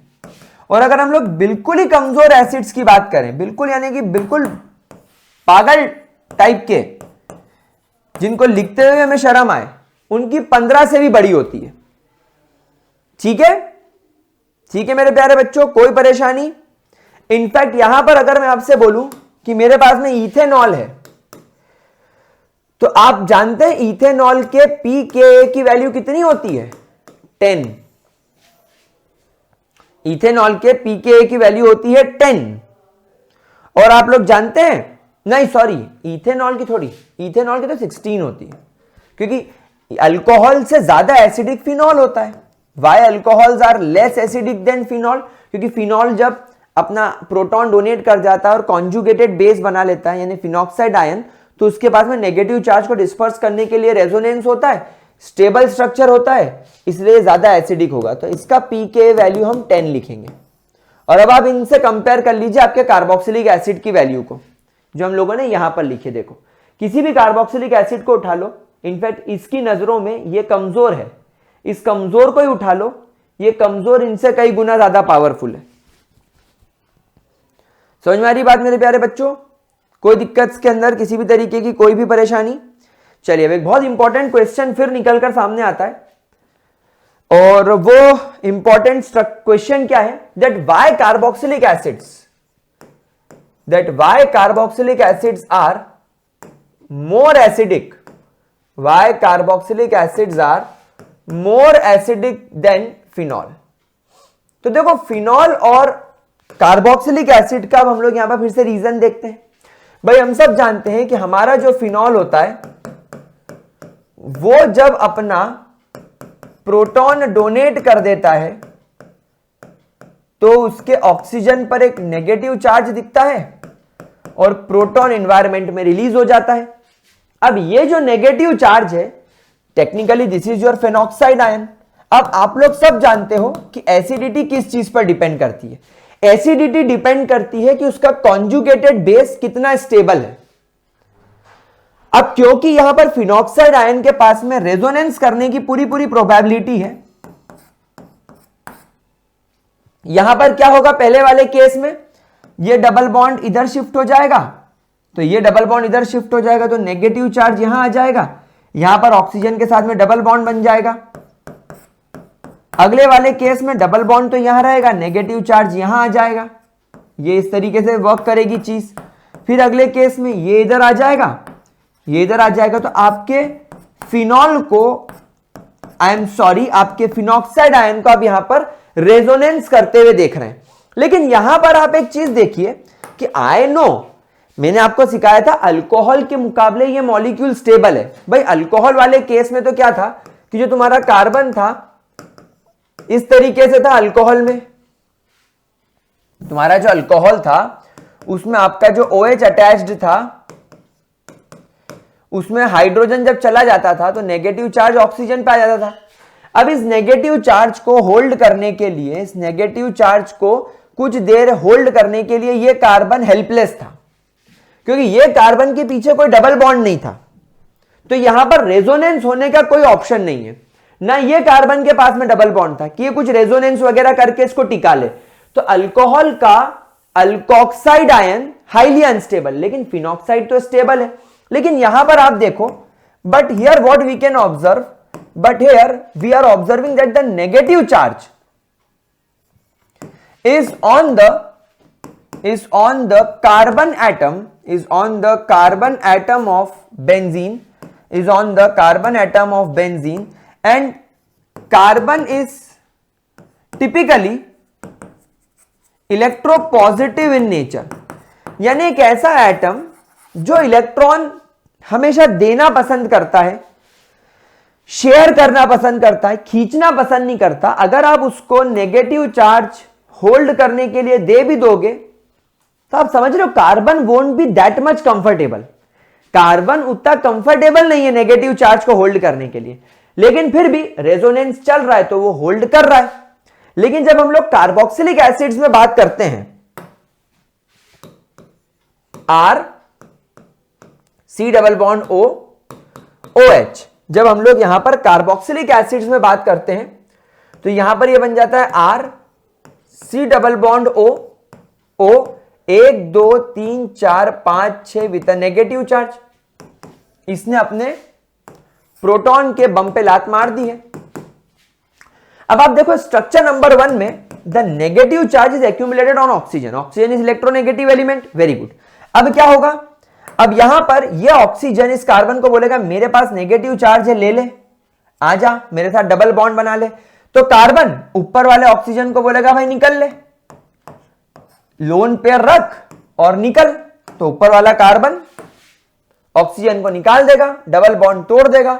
इससे अब इस ऑक्सीजन के पास में पाई बॉन्ड के टूट जाने से एक लोन पेयर एक्स्ट्रा आ गया विद नेगेटिव चार्ज और डबल बॉन्ड यहां बन गया। तो अब आप यहां पर देखो, भले स्ट्रक्चर नंबर 1 हो या भले ही आपका स्ट्रक्चर नंबर 2 हो, the negative charge is accumulated on a electronegative element oxygen, और ऑक्सीजन बीइंग इलेक्ट्रोनेगेटिव उसको नेगेटिव चार्ज होल्ड करने की आदत है। तो यहां पर आप क्या लिखेंगे, that in this the negative charge, that in this the negative charge is on the oxygen atom, is on the oxygen atom, the negative charge is on the oxygen atom, and therefore makes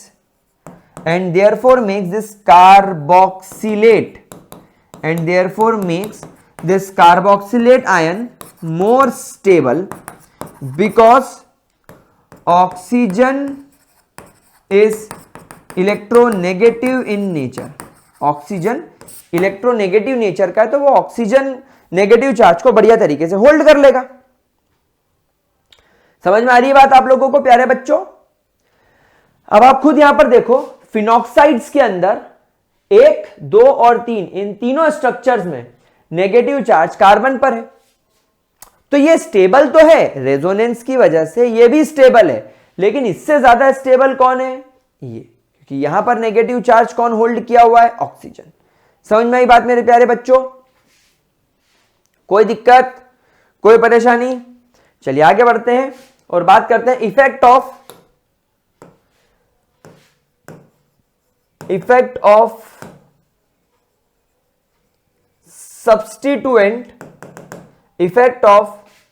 substituent on the acidity of carboxylic acid, on the acidity of carboxylic acid, effect of substituent on the acidity of carboxylic acid। देखो सीधी सी बात है, आप सभी लोग जानते हो कि carboxylic acid के अंदर या तो नेगेटिव चार्ज इस ऑक्सीजन पर होगा, या तो कार्बोक्सिलिक एसिड के अंदर नेगेटिव चार्ज इस ऑक्सीजन पर होगा।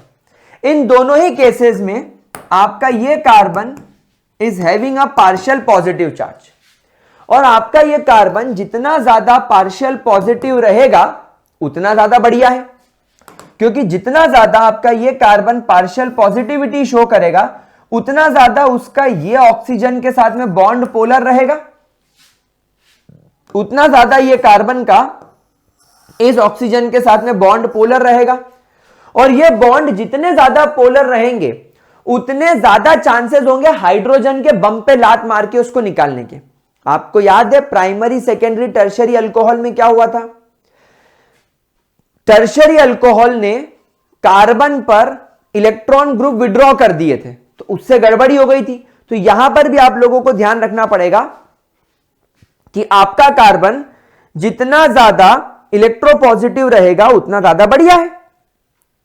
ठीक है, अब यहां पर आप एक बात ध्यान रखना कि अगर आपने आपके अल्कोहल से एक ऐसा ग्रुप अटैच कर दिया जो इलेक्ट्रॉन विड्रॉइंग नेचर का है, जो इलेक्ट्रॉन को विड्रॉ करने का काम कर रहा है, तो वो क्या करेगा? वो इस बॉन्ड के इलेक्ट्रॉन को अपनी ओर खींचना शुरू कर देगा, वो इस इलेक्ट्रॉन को अपनी ओर विड्रॉ करना चालू कर देगा। किसके? कार्बन के। इस वजह से क्या होगा? Therefore the carbon will become more positive in nature. The carbon will become more positive in nature. और कार्बन जितना ज्यादा पॉजिटिव होगा, ये ऑक्सीजन और कार्बन के बीच का बॉन्ड उतना ज्यादा पोलर होगा, और ये बॉन्ड जितना ज्यादा पोलर होगा उतना इजीली ये ऑक्सीजन अपने प्रोटॉन को बाहर फेंकने की ट्राई करेगा। तो ध्यान रखना, जितना ज्यादा इलेक्ट्रॉन विड्रॉइंग ग्रुप अटैच करेंगे, so therefore electron withdrawing group अगर आपने अटैच किया, एसिडिटी आपके कार्बोक्सिलिक एसिड की इंक्रीज होती हुई नजर आएगी, कार्बोक्सिलिक ग्रुप की एसिडिटी बढ़ती हुई नजर आएगी। लेकिन वहीं अगर आपने यहां पर एक अल्काइल ग्रुप या कोई ऐसा ग्रुप अटैच कर दिया जो इलेक्ट्रॉन डोनेटिंग नेचर का है, जिसका नेचर क्या है? इलेक्ट्रॉन को डोनेट करना। यहां पर आपने कौन सा ग्रुप जोड़ दिया? यहां पर आपने डोनेटिंग ग्रुप जोड़ दिया, यहां पर आप लोगों ने डोनेटिंग ग्रुप जोड़ दिया। तो डोनेटिंग ग्रुप क्या करेगा? अपने इलेक्ट्रॉन क्लाउड को इस कार्बन पर डालने की कोशिश करेगा, जिसकी वजह से ये जो कार्बन है, कार्बन विल बिकम थोड़ा लेस पॉजिटिव होने की वजह से कार्बन और ये ऑक्सीजन के बीच का बॉन्ड थोड़ा लेस पोलर हो जाएगा। अब जब ये बॉन्ड लेस पोलर हो जाएगा तो ऑक्सीजन को मजबूरी में जो उससे हाइड्रोजन जुड़ा हुआ है उसके इलेक्ट्रॉन को अपनी ओर खींचना पड़ेगा, उसके साथ थोड़ा सा बॉन्ड स्ट्रेंथ बढ़ानी पड़ेगी, तो प्रॉब्लम उल्टी हो जाएगी। तो यहां पर हम लोग ध्यान रखेंगे कि जितना ज्यादा इलेक्ट्रॉन डोनेटिंग ग्रुप होगा आपके कार्बोक्सिलिक एसिड की एसिडिटी उतनी ज्यादा घटेगी। समझ में आ रही बात मेरे प्यारे बच्चों? कोई परेशानी? ठीक है, मतलब टेक्निकली इलेक्ट्रॉन डोनेटिंग ग्रुप यहां पर कार्बन के ऊपर इंडक्टिव इफेक्ट कॉज करेगा और इंडक्टिव इफेक्ट की वजह से ये जो आयन है, कार्बोक्सिलेट आयन, ये डीस्टेबलाइज हो जाएगा और डीस्टेबलाइज होने की वजह से प्रॉब्लम हो जाएगी इसकी एसिडिटी में। यहां पर इलेक्ट्रॉन विड्रॉइंग ग्रुप कार्बन के इलेक्ट्रॉन को अपनी ओर ले जा रहा है, इसलिए यहां पर इंडक्टिव इफेक्ट कंपैरेटिवली अच्छा हो जाएगा और यहां पर आप लोगों को ज्यादा एसिडिटी देखने को मिलेगी। मैंने आपको सिंपलेस्ट लैंग्वेज में समझा दिया है, ठीक है। अब हम थोड़ा आगे चलते हैं और यहां पर हम लोग देखते हैं कि वो कौन कौन से ग्रुप्स हैं जो आपकी एसिडिटी को इंक्रीज करेंगे। देखिए, फिनाइल ग्रुप एक इलेक्ट्रॉन डोनेटिंग ग्रुप होता है, alkyl group electron donating group होते हैं। तो अल्काइल ग्रुप अगर आपने लगा दिया तो वो एसिडिटी को डिक्रीज कर देंगे। फिर फिनाइल ग्रुप, फिर आयोडीन, क्योंकि आयोडीन हेलोजन है लेकिन बड़ा हेलोजन है तो उतना ज्यादा इलेक्ट्रॉन विड्रॉ नहीं कर पाएगा, उल्टा डोनेट कर सकता है। फिर ब्रोमीन, फिर क्लोरीन, फिर फ्लोरीन। तो देखो जैसे जैसे इलेक्ट्रोनेगेटिविटी बढ़ती जा रही है, एटम का साइज छोटा होता जा रहा है, ये इलेक्ट्रॉन विड्रॉइंग नेचर के हो जाएंगे। फिर हेलोजन के बाद में साइनो ग्रुप। अब सर फ्लोरीन से ज्यादा साइनो ग्रुप क्यों? क्योंकि बेटा साइनो ग्रुप के अंदर क्या हो, ट्रिपल बॉन्ड होता है ना, तो वो रेजोनेंस आ जाता है इसके अंदर, तो कार्बन पॉजिटिव हो जाएगा, नाइट्रोजन नेगेटिव हो जाएगा। अब तुम्हारा अगर ये कार्बन इस तरीके से किसी कार्बोक्सिलिक एसिड से जुड़ा हुआ रहेगा तो इसके पॉजिटिव चार्ज को कम करने के लिए ये कार्बन के इलेक्ट्रॉन को अपनी ओर खींचने नहीं लगेगा, तो इससे ये और ज्यादा पॉजिटिव हो जाएगा। तो फिर हमको ऐसे ग्रुप लगाने पड़ेंगे जिनमें रेजोनेंस हो। तो फिर उससे ज्यादा डेंजरस तो तुम्हारा NO2 है और उससे ज्यादा डेंजरस तुम्हारा CF3 है, ठीक है। कोई परेशानी? अब इसके बेसिस पर हमने ऑर्डर ऑफ एसिडिटी निकाला है on the basis of pKa value. देखो जितना ज्यादा तुम्हारा, मैं आपको ऑलरेडी बता चुका हूं, जिसकी वैल्यू 0.23 थी pKa वैल्यू, ट्राइफ्लोरोएसिटिक एसिड, ये सबसे ज्यादा है।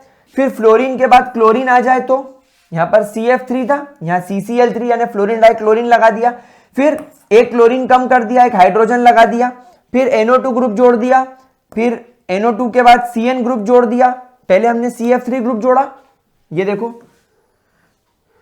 फिर CF3 के बाद हमने CCl3 जोड़ा, CHCl2 जोड़ा, फिर NO2 ग्रुप जोड़ा, फिर हमने साइनो ग्रुप जोड़ा, फिर हमने फ्लोरीन जोड़ दिया सिंपल, फिर हमने क्लोरीन जोड़ दिया सिंपल, फिर हमने ब्रोमीन जोड़ दिया सिंपल, फिर हमने सिंपल HCOH ले लिया, फिर हमने कार्बन की चेन बढ़ा दी, क्लोरीन जोड़ दिया, फिर हमने यहां पर फिनाइल की रिंग अटैच कर दी, फिर फिनाइल की रिंग में कार्बन बढ़ा दिया, फिर सिंपल एसिटिक एसिड और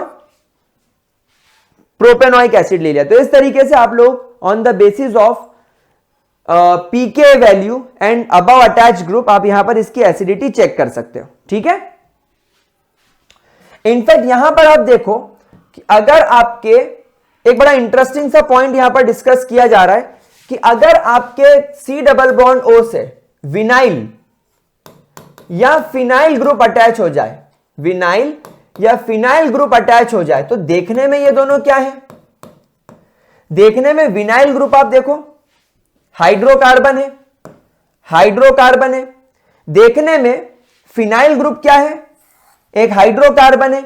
लेकिन विनाइल और फिनाइल ग्रुप अगर अटैच हो जाएं सो दे इंक्रीजेस द एसिडिटी। बड़ा इंटरेस्टिंग पॉइंट है कि भैया हाइड्रोकार्बन अटैच होगा तो हाइड्रोकार्बन तो इलेक्ट्रॉन डोनेटिंग नेचर के होते हैं और आप बोल रहे हो कि इलेक्ट्रॉन डोनेटिंग नेचर का होना एसिडिटी को कम कर रहा है, पर यहां तो आप बोल रहे हो कि एसिडिटी बढ़ रही है, ऐसा क्यों? तो विनाइल और फिनाइल ग्रुप अगर अटैच हो जाए तो they increases the acidity rather than decreasing. अब ऐसा क्यों?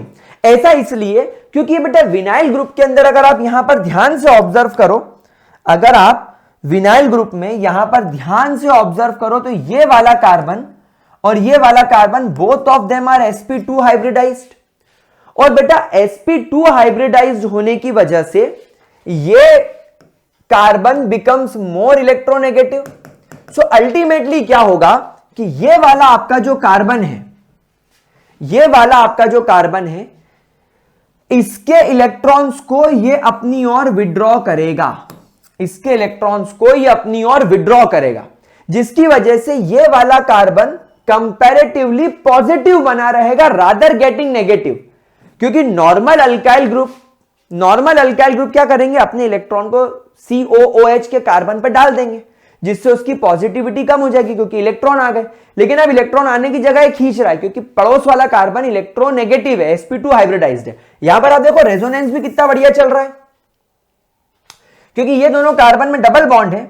जैसे ये कार्बन से ये ऑक्सीजन डबल बॉन्ड खींचेगा, डेफिनेटली बिकॉज ऑफ रेजोनेंस ये पॉजिटिव हो जाएगा, और इसकी वजह से ये डबल बॉन्ड इधर आकर इसकी पॉजिटिविटी को कम कर देगा और ये कार्बन पॉजिटिव हो जाएगा। अब टेक्निकली तो यही होगा, लेकिन क्योंकि ये कार्बन sp2 हाइब्रिडाइज्ड है, ये कार्बन sp2 हाइब्रिडाइज्ड है, ये खुद ज्यादा देर पॉजिटिव नहीं रहेगा और ये तुरंत अपने डबल बॉन्ड को वापस अपनी ओर खींच के इसी कार्बन को वापस से पॉजिटिव कर देगा। तो ज्यादा देर ये कार्बन पॉजिटिव रहेगा, 50% ऑफ द टाइम ये कार्बन पॉजिटिव रहेगा। इसीलिए अल्काइल ग्रुप के मुकाबले जिसमें 100% टाइम ये कार्बन लेस पॉजिटिव रहता है, विनाइल या फिनाइल वाले केस में अब 100% नहीं बट 50% ऑफ द टाइम ये कार्बन नॉन पॉजिटिव रहेगा और फिर 50% ऑफ द टाइम ये पॉजिटिव हो जाएगा। तो 50% ऑफ द टाइम पॉजिटिव होने का मतलब क्या है कि भैया कुछ देर नॉट पॉजिटिव, कुछ देर पॉजिटिव। तो जितनी देर पॉजिटिव उतनी देर तो एसिडिटी शो करेगा। मतलब अगर आप यहां पर आपके C double bond O OH से एक सिंपल CH3 जोड़ दोगे तो यहां वाले केस में तो ये लगातार अपना इलेक्ट्रॉन इस पर डोनेट करता रहेगा, ये इलेक्ट्रॉन खींचता रहेगा, तो ये 100% of the time less positive रहेगा। लेकिन यहां पर आपने जैसे देखा कि जब ये कार्बन पॉजिटिव हो जाएगा तो ये डबल बॉन्ड को अपनी ओर खींचेगा, इलेक्ट्रॉन की इंटेंसिटी अपनी ओर ले जाएगा और फिर ये वाली सिचुएशन अराइज हो जाएगी, कार्बन पर पॉजिटिव चार्ज आ जाएगा। इसीलिए ये कंपैरेटिवली ज्यादा एसिडिक होंगे। आप यहां पर देखिए, अगर आपके पास में नॉर्मल बेंजोइक एसिड है तो उसका pK वैल्यू 4.19 है, लेकिन अगर आपने उसके अंदर OCH3 लगा दिया which is an electron donating group, ये एक इलेक्ट्रॉन डोनेटिंग ग्रुप है OCH3, तो आप देखो इसकी pK वैल्यू बढ़ गई, यानी ये लेस पॉजिटिव हो गया, सॉरी लेस एसिडिक हो गया। और आपने जैसे यहां पर NO2 लगाया which is an electron withdrawing group, जो इलेक्ट्रॉन खींच लेगा, आप देखो इसकी वैल्यू 3.41 हो गया, and it becomes more acidic in nature. ठीक है, चलिए ये कंप्लीट करने के बाद अब हम लोग चलते हैं हमारे कार्बोक्सिलिक एसिड की next type of chemical reaction की तरफ, जिसके अंदर अब हम लोग देखेंगे क्लीवेज ऑफ COH बॉन्ड। यानी अब यहां पर ये वाले बॉन्ड का टेक्निकली क्लीवेज होगा। तो जब आप यहां पर इथेनोइक एसिड के दो मॉलिक्यूल लेंगे इन प्रेजेंस ऑफ एसिड, जब आप इसे हीट करेंगे या आप यहां पर फास्फोरस पेंटा ऑक्साइड की प्रेजेंस में हीट करेंगे, तो यहां पर दो केस होंगे। एक इथेनोइक एसिड का तो कार्बन ऑक्सीजन का बॉन्ड टूटेगा और दूसरे इथेनोइक एसिड का ऑक्सीजन हाइड्रोजन का बॉन्ड टूटेगा। इसका OH और इसका H कंबाइन होकर वाटर बनके केमिकल रिएक्शन से बाहर हो जाएंगे और अब इसका ऑक्सीजन इसके कार्बन के साथ कनेक्ट होकर इस तरीके से आपको इथेनोइक एनहाइड्राइड बना कर देगा, CH3 C double bond O, CH3 C double bond O। इसका O ये रहा, ये C double bond O CH3, ये C double bond O CH3 हो गया। ठीक है, अगली chemical reaction is esterification. The process of formation of ester is called as esterification. इसके अंदर आप एसिड की प्रेजेंस में एक अल्कोहल का ट्रीटमेंट कार्बोक्सिलिक एसिड के साथ करते हैं। यहां पर कार्बोक्सिलिक एसिड का OH टूटता है। वेरी इंटरेस्टिंग, बहुत सारे बच्चे मुझसे पूछते हैं कि सर अगर कार्बोक्सिलिक एसिड अल्कोहल के मुकाबले ज्यादा एसिडिक है तो ईस्टरिफिकेशन में फिर अल्कोहल का H निकलना चाहिए और अल्कोहल का OH निकलना चाहिए और कार्बोक्सिलिक एसिड का H निकलना चाहिए। तो रिएक्शन सही बनेगी। लेकिन आप हमेशा मुझे ऐसा क्यों पढ़ाते हो कि एसिड की प्रेजेंस में ईस्टरिफिकेशन रिएक्शन में कार्बोक्सिलिक एसिड का OH टूटता है और अल्कोहल का H टूटता है। इसका H इसका OH वाटर बन के बाहर जाता है, इसका OR इसके कार्बन पर अटैक करके RCOOR बनाता है। ऐसा क्यों, ऐसा काइको? तो आओ मैं आपको इसके ईस्टरिफिकेशन का मैकेनिज्म समझाऊं। बिना मैकेनिज्म ये रिएक्शन क्लियर नहीं होगा। तो यहां पर जब आपके पास में RC double bond O OH होता है, तो यहां पर आपने रिएक्शन के अंदर देखा होगा कि मैंने एसिड डाला है। तो एसिड यहां पर कैटालिटिक नेचर का होता है। तो यहां पर क्या होता है, ये डबल बॉन्ड वाला ऑक्सीजन इस लोन पेयर को अपनी ओर विड्रॉ कर लेता है। ये इस लोन पेयर को अपनी ओर विड्रॉ क्यों कर लेता है? क्योंकि ये ऑक्सीजन को पता है कि प्रोटॉन आ रहा है। तो प्रोटॉन जैसे इस ऑक्सीजन को अप्रोच करेगा, ये ऑक्सीजन अपना इलेक्ट्रॉन तो अपने पास रखेगा, ये कार्बन वाला जो पाई इलेक्ट्रॉन है ये उठाकर इसे दे देगा। तो अब यहां पर सिचुएशन दिखेगी RCO के पास में आपको यहां पर 2 लोन पेयर दिखेंगे, ऑक्सीजन के पास में आपको यहां पर 2 लोन पेयर दिखेंगे और ये जुड़ जाएगा H से। यहां पर भी हो गया H और यहां पर ऑक्सीजन के ऊपर, कार्बन के ऊपर आ गया जोरदार पॉजिटिव चार्ज। ठीक है, कोई परेशानी, कोई दिक्कत? मेरे प्यारे बच्चों को किसी भी तरीके की कोई भी परेशानी? ठीक है, अब क्या होगा, अब अगली स्टेप में जैसा आप लोग जानते हैं कि आप यहां पर डाल रहे हैं अल्कोहल, तो अल्कोहल के ऑक्सीजन के पास में 2 लोन पेयर है और एक अल्काइल ग्रुप है। तो ऑक्सीजन से इस कार्बन का दुख देखा नहीं जाएगा, इसका लोन पेयर है, लोन पेयर वाला क्या होता है, न्यूक्लियोफाइल, ये इलेक्ट्रोफाइल, ये इस पर अटैक कर देगा। तो यह बन जाएगा RCOH, ऊपर चला गया, ये OH नीचे आ गया, ये O इससे कनेक्ट हो गया, ये H इधर आ गया, ये R इधर आ गया, यहां एक लोन पेयर बन गया और ऑक्सीजन पर आ गया एक पॉजिटिव चार्ज, ऑक्सीजन पर आ गया एक पॉजिटिव चार्ज। अब क्या होगा, अब क्या होगा मेरे प्यारे बच्चों, सोचो। अब यहां पर एक बड़ा अजीबोगरीब खेल होगा। मैं यहां पर एक काम करता हूं, समझाने के लिए R यहां लिख देता हूं, H यहां लिख देता हूं। अब देखो यहां पर क्या होगा, ये ऑक्सीजन के पास में 2 लोन पेयर है, ये ऑक्सीजन के पास में 2 लोन पेयर है। अब ये ऑक्सीजन पॉजिटिव हो गया, अब ये रोएगा, अब यहां ऑक्सीजन इवैल्यूएट करेगा।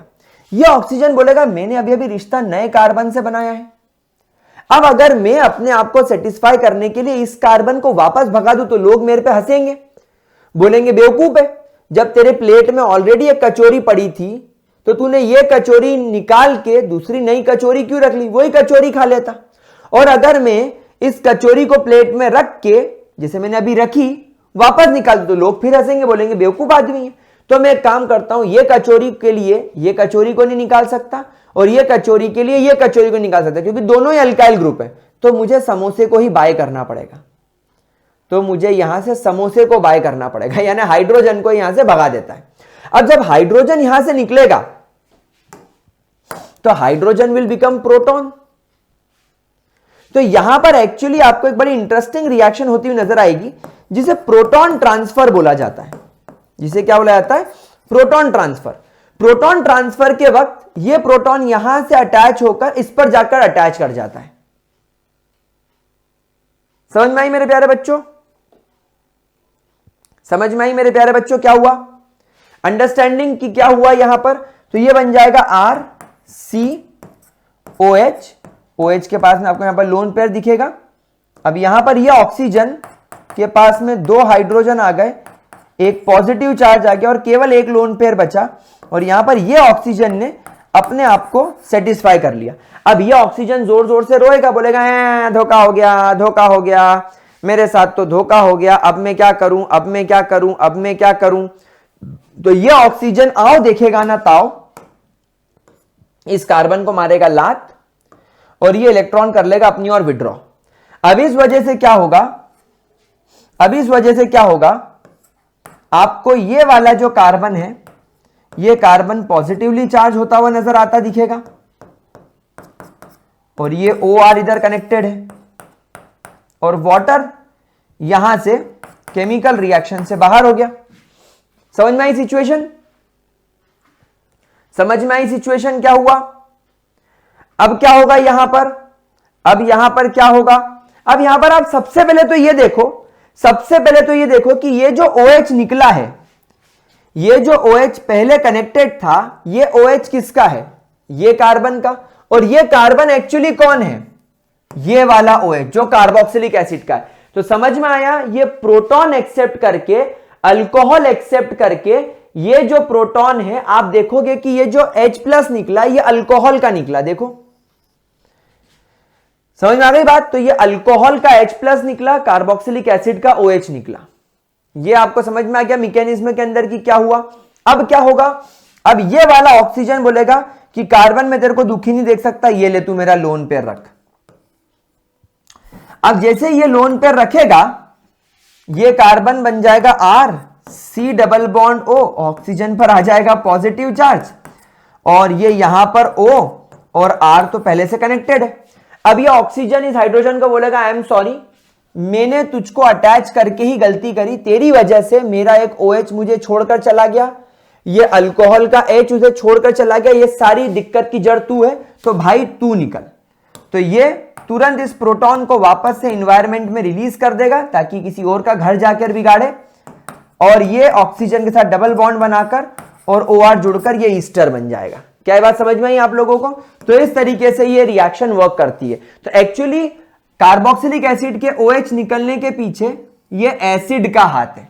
तो यहां पर ध्यान रखना, ईस्टरिफिकेशन के अंदर आप ये जो एसिड डालते हो ना, ये एसिड थोड़ा स्ट्रॉन्ग एसिड होना चाहिए, समवॉट मिनरल एसिड होना चाहिए, जैसे HCl। तो क्या होगा, कार्बोक्सिलिक एसिड के मुकाबले ये एसिड ज्यादा मजबूत होगा तो इसका OH निकलेगा। तो ईस्टरिफिकेशन रिएक्शन ध्यान रखेंगे। अगली केमिकल रिएक्शन की तरफ चलते हैं, which is reaction with PCl5, PCl3 and SOCl2। ये रिएक्शन में आप देखो, यहां पर आपका फास्फोरस और 5 क्लोरीन में से एक क्लोरीन इसके हाइड्रोजन के साथ HCl बन के बाहर हो गया। एक क्लोरीन ने कार्बन पर अटैक करके RCOCl बना दिया। अब बचा यहां पर फास्फोरस, 3 क्लोरीन और एक ये वाला ऑक्सीजन, ये POCl3 बन के बाहर हो गया। यहां पर अगले रिएक्शन में 3 क्लोरीन 3 हाइड्रोजन को लेकर, सॉरी हां, ये 3 क्लोरीन इन 3 हाइड्रोजन को रिप्लेस कर देगा। इनफैक्ट मैं उल्टा बोल रहा हूं, मुझे ऐसा बोलना चाहिए, ये 3 हाइड्रोजन एक फास्फोरस को लेकर और यहां से ये OH के 3 हाइड्रोजन को लेकर H3PO3 बना लेंगे, क्योंकि टेक्निकली आपको यहां से OH अलग करना है। तो यहां से 3 OH एक फास्फोरस को लेकर H3PO3 बना लेंगे और बाकी के 3 क्लोरीन ये कार्बन पर अटैक करके RCOCl बना देंगे।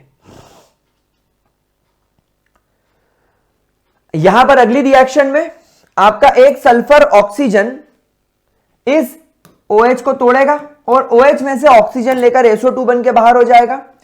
ये H जो बच गया, ये एक सल्फर को लेकर क्लोरीन को लेकर HCl बना देगा। एक क्लोरीन जो बचेगा वो कार्बन पर अटैक करके RCOCl बना लेगा। रिएक्शन इजी है। अगली रिएक्शन की तरफ चलते हैं, रिएक्शन विद अमोनिया। गाइस ये रिएक्शन बहुत इंपॉर्टेंट है। ये रिएक्शन में आपको अमाइड बनाने के प्रोसेस सिखाई गई है। तो अमाइड फॉर्मेशन वैसे भी बहुत ज्यादा इंपॉर्टेंट है कि आप एसिटिक एसिड का इस्तेमाल करके या कार्बोक्सिलिक एसिड का इस्तेमाल करके अमाइड कैसे बना सकते हो। तो यहां पर आपको अमोनिया लेना है और यहां पर RCOOH लेना है या COH। तो ये अमोनिया पहले जाकर इससे कनेक्ट करेगा और यहां पर बन जाएगा RCOO negative and NH4 positive. फिर जब आप इसको वाटर के साथ ट्रीट करेंगे, नॉट वाटर के साथ ट्रीट करेंगे, जब आप इसको यहां पर हीट करेंगे तो हीटिंग की वजह से क्या होगा मेरे प्यारे बच्चों, ये एक ऑक्सीजन, ये वाला एक ऑक्सीजन, ये 4 में से 2 हाइड्रोजन लेकर वाटर बन के बाहर हो जाएगा। तो यहां पर अब बचा CH3 CO और यहां पर NH4 में से 2 हाइड्रोजन चले गए तो बचा NH2। This will become acetamide. Similarly अगर आपके पास में बेंजोइक एसिड है तो ये अमोनिया इस पर जाकर अटैच करके COO नेगेटिव NH4 पॉजिटिव बना लेगा। It will become ammonium benzoate. फिर जब आप इसे हीट करेंगे तो 4 में से 2 हाइड्रोजन और एक ये ऑक्सीजन, वाटर बन के बाहर, अब ये बचा CO और यहां बचा NH2, it will become benzamide. अगली रिएक्शन अब आप देखो, अगर आपने यहां पर नॉर्मल कार्बोक्सिलिक एसिड की जगह, अगर आपने यहां पर नॉर्मल कार्बोक्सिलिक एसिड की जगह benzene 1,2, benzene 1,2 di carboxylic acid ले लिया, तो यहां पर सिनेरियो थोड़ा चेंज हो जाएगा। यहां पर रिएक्शन करने का तरीका जो है वो हल्का सा चेंज हो जाएगा। यहां पर आपको अब एक की जगह 2 अमोनिया लगेंगे, 2 में से एक अमोनिया ऊपर अटैक करेगा तो एक अमोनिया नीचे अटैक करेगा। अब क्या होगा, ये बन जाएगा COONH4 पॉजिटिव, ये बन जाएगा COONH4 पॉजिटिव। जब आप इसे हीट करेंगे तो 2 हाइड्रोजन, 4 में से 2 हाइड्रोजन और एक ऑक्सीजन, यहां भी 4 में से 2 हाइड्रोजन और एक ऑक्सीजन, ऐसे 2 वाटर मॉलिक्यूल बन के बाहर हो जाएंगे और ये बन जाएगा थैलामाइड। क्या बन जाएगा, थैलामाइड, CONH2 CONH2। अब जब आप यहां पर इस थैलामाइड को स्ट्रांगली हीट करेंगे तो यहां पर क्या होगा, यहां नीचे से NH2 और यहां से NH2 में से एक हाइड्रोजन, ध्यान से सुनना, नीचे से पूरा NH2 और ऊपर के NH2 में से एक हाइड्रोजन अमोनिया बन के बाहर हो जाएगा।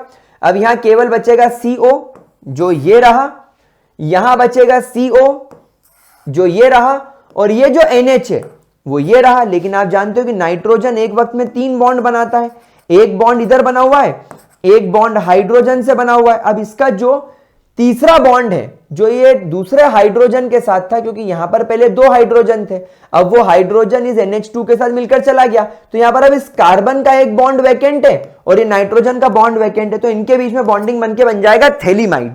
याद कैसे रखेंगे, थैलामाइड और थैलीमाइड में डिफरेंस, थैला, थैले का मुंह खुला हुआ, आ थैला, बोलो थैला, थैला, वैसे थैलामाइड मुंह खुला हुआ है, और थैली, ली ली ली ली, मुंह बंद हो गया, मुंह बंद हो गया, मुंह बंद हो गया, क्लोज स्ट्रक्चर हो गया।